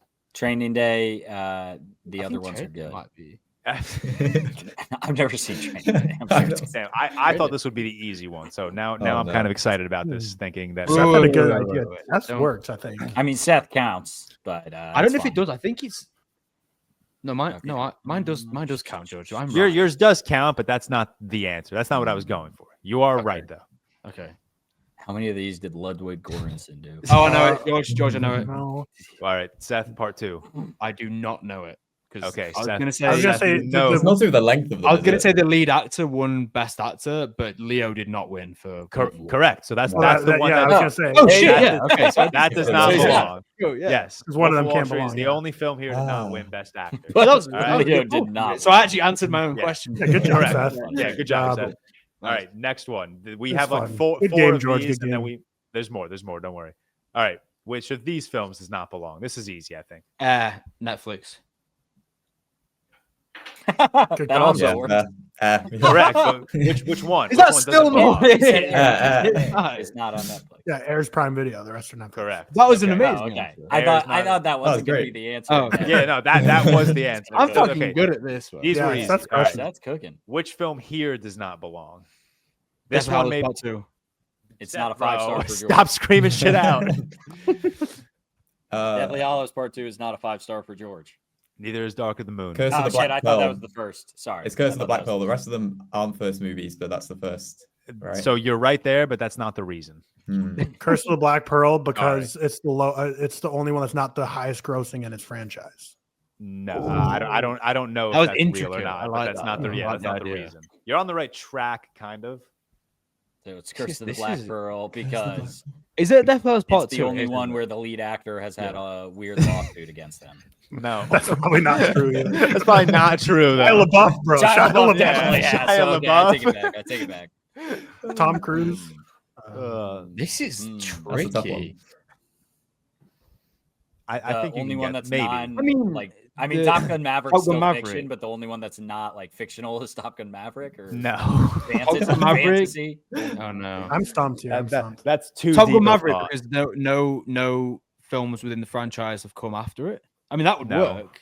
Top Gun Wrong. Maverick's I- the only legacy sequel. That would work. No, What is it? Hmm. I got nothing. the answer is Curse of the Black Pearl is the only one not to gross over $1 billion. Oh, I was you- kind of. I think we would have gotten there. yeah, that's what I said. I said you were on the right track with the Yeah, gross. yeah. All right. Okay. I think this either one or two more of these. Which film here does not belong? This one might be easier. Maybe. That's not Actually, easy. maybe not. Shark Tale's the only one that features Martin Scorsese. No, I mean, probably true, but no. Yeah, that's This one's a actually little like- tougher. They I all think this have one good might That's be not movies easy. except Oh, Spider-Man. Shark Tale is only not Hans Zimmer one. No, Shark Tale. incorrect. I think Shark Tale might Damn. be Hans Zimmer, or with no, probably The not. rest Shark are. Tale. Am I crazy? The rest are Hans Zimmer. It's though. great. Was created Not- Hans Zimmer? No Oh, way, the amazing Transformers Spider-Man isn't 2. Hans Zimmer. Yeah, the creator was. Oh, okay. No way, Um, Spider-Man 2 is. I have no idea. Spider-Man 2 was for sure. Really? Am I I crazy? mean, You're right there. Is it what? Shark Tale's the only one that Yeah, doesn't it's have a Hans. score? Just You're throwing shit out. you guys That were like was- one. You were one pick away from saying it. The creator is the only movie not made for kids. No, Kung Fu Panda is the only one that's not Hans Zimmer. no, Hans No, Zimmer that did do is- Kung Fu Panda. I can't believe Did the you do Hans Amazing Zimmer Spider-Man? stuff Does is anyone know Hans? I don't. Transformers is not. Oh, Hans Zimmer. no. Yes, Do you're not Who oppose. Oh yeah, no, you're Yeah, she Who can he be- did who? Shark Tale. Chester I was gonna- Bennington, was he Originally, it was originally I had Dune Part 2 instead of Shark Tale, but then I scrolled down. He did Shark Tale, and I was like, all right, this is funny. That's a good I had one. no did this. idea. I had no Tyler, idea we who did talked Shark this a Tale. long time ago about like how much he's Yeah. done. All right, one more Uh, here. Which film does not belong? Benjamin Button. Oh no, actually, Benjamin no, Button's no. the only one where time is reversed. Doesn't he Ooh, like age that- backwards? Yeah, that's What? sure, but no. Did that's- Shawshank La La. Redemption, only one not nominated for double-digit Yes. Oscars. Yeah, Tyler. Wow, let's that was a good go. That's call. I great. was gonna say Let's best picture. go. Yeah, that was a good one. Nominated for Let me seven. see. Hold on. Who was? Wait, no, yeah, Cam. Didn't you say La La Land though? Cam, not spoiling anything, but I feel like what we did together is why that knowledge Yeah, is in my that's head. fair. Yeah. Didn't you say La La Land though? You Is did, the yeah. answer No, I Shawshank? said Shawshank. No, Oh, he's at okay, Shawshank. okay. Yeah, he's Okay, at my Shawshank. bad, my bad. All right, I now heard we're La moving La on to a Edwin different Button was kind of nominated game. 10 Oscars. Jesus. Oh, What- Barrett's what- debuts. So Mission that was- Impossible. Yeah, that was Mission Impossible. No, this is what do all films have in common? Oh, all these. They're all Barrett's Okay. own debuts. Yeah, they're all dear, which I didn't know. okay. JJ Abrams, so Mission quick. Impossible 3. Yeah, that was a quick one. I didn't All right, know I mean, that the was. first one's easy. Chill out. Do you know who his All daughter right, is? what do all five of these films have in common? They all feature Josh Brolin. No, they don't. That's a lie. No. Close. What? Two. I think he's only in two. Two of the five. I think if you really take your time, I think you can get this. Sinister's mid. Oh wait, it's It's hard that I haven't seen it, so I don't know anything about Oh, it. that's tricky. I don't know. Yeah, anything about I tried to pull that's five good stuff. movies that I think you all have seen, and if not, at least four. I've seen them. I really think you I've can not get seen this, Saw either. guys. I really Everyone want you to has get an this one. has an arm cut off.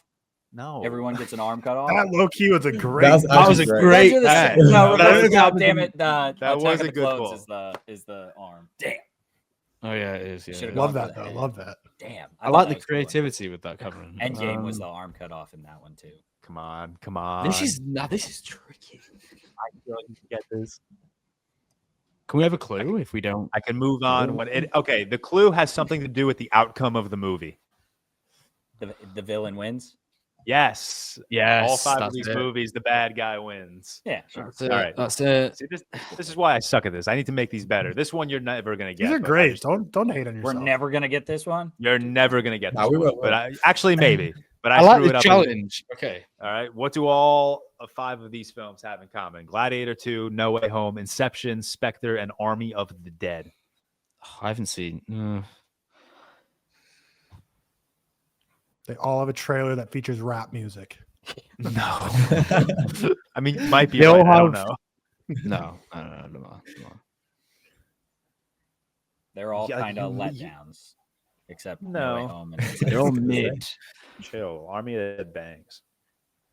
They all have really bad posters, except Inception and Gladiator. They all have a portal scene. That would go crazy in a Gladiator too. This Russell is- Crowe just That's portals. so hard. I need to like really think about this one. I'm trying to think of Gladiator 2 just because it's the most fresh on the mind. This is a tough one.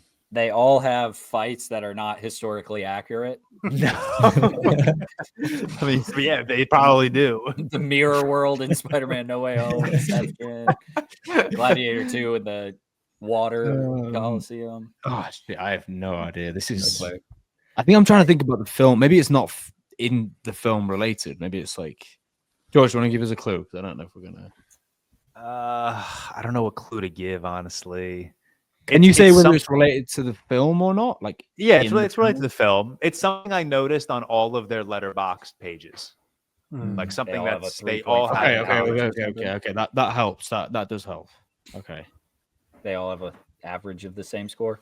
No, not average. But it is like you go to their same letterbox. amount of watches. I don't know. Did Cam Hans gave Zimmer it do a- Army of the Dead? Say that again, Seth? I don't know. He'll feature No, a wrong. part of Hans Zimmer's score? Already wrong. Oh.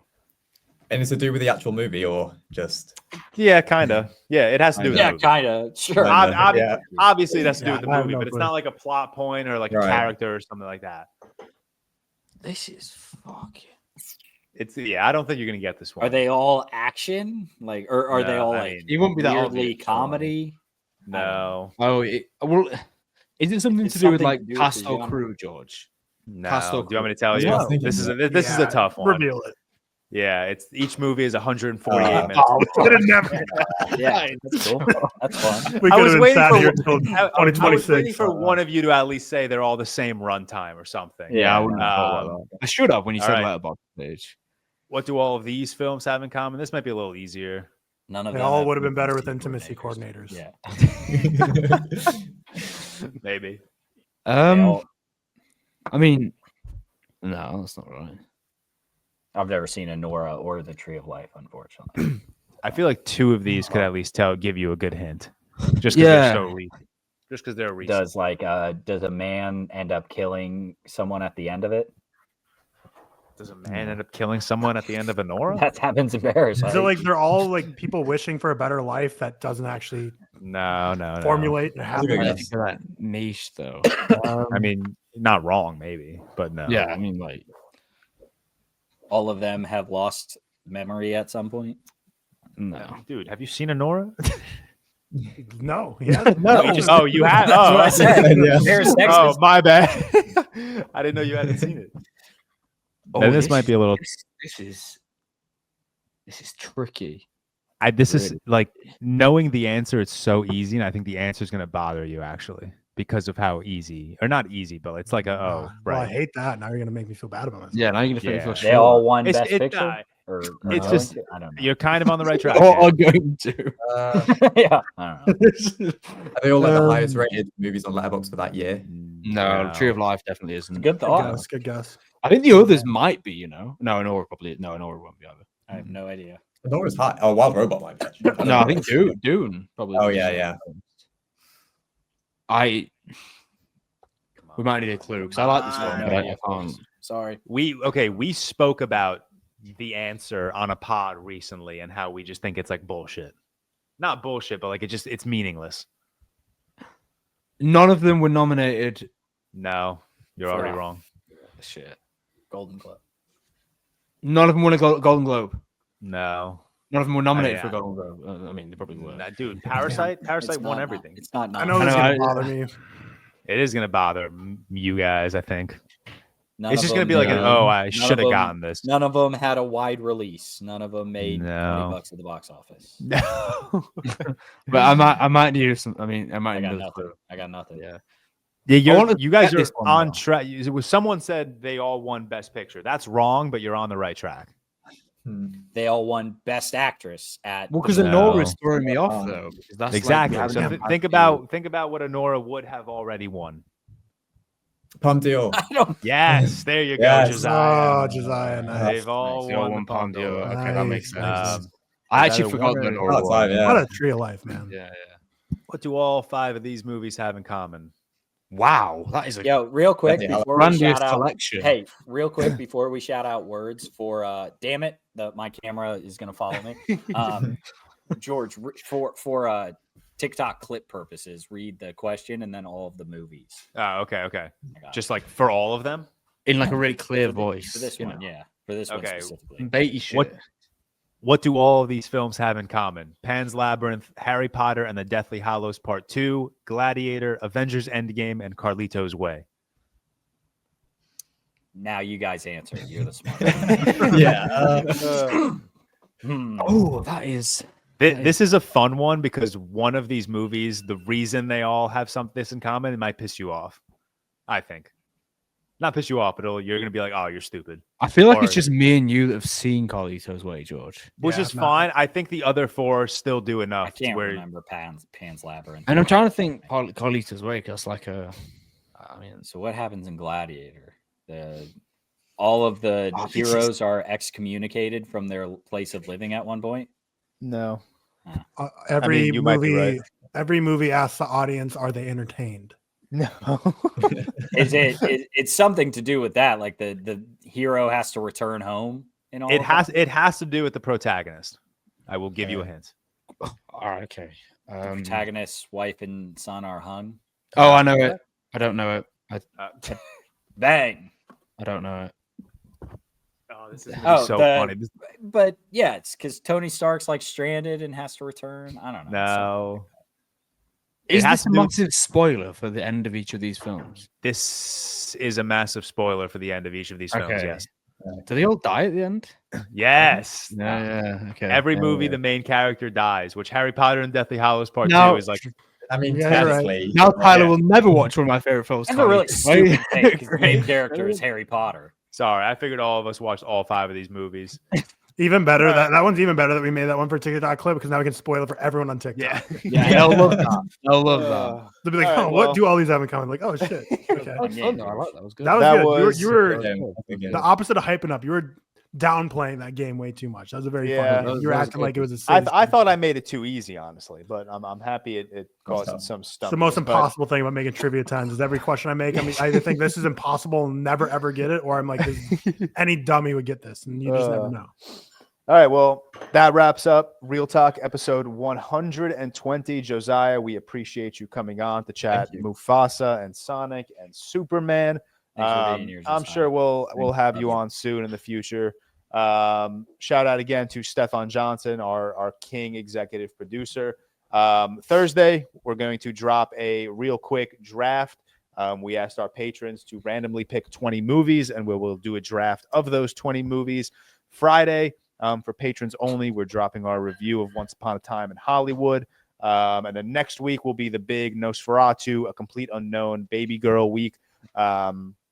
And if our Patreon entices you, don't forget that this is your last chance to use code Santa for 20% off. And once again, our merch will be live at the time of this episode dropping on Monday. So take a look at that if you would like. But we will see everyone on Thursday, and have a Merry Christmas to everyone that celebrates.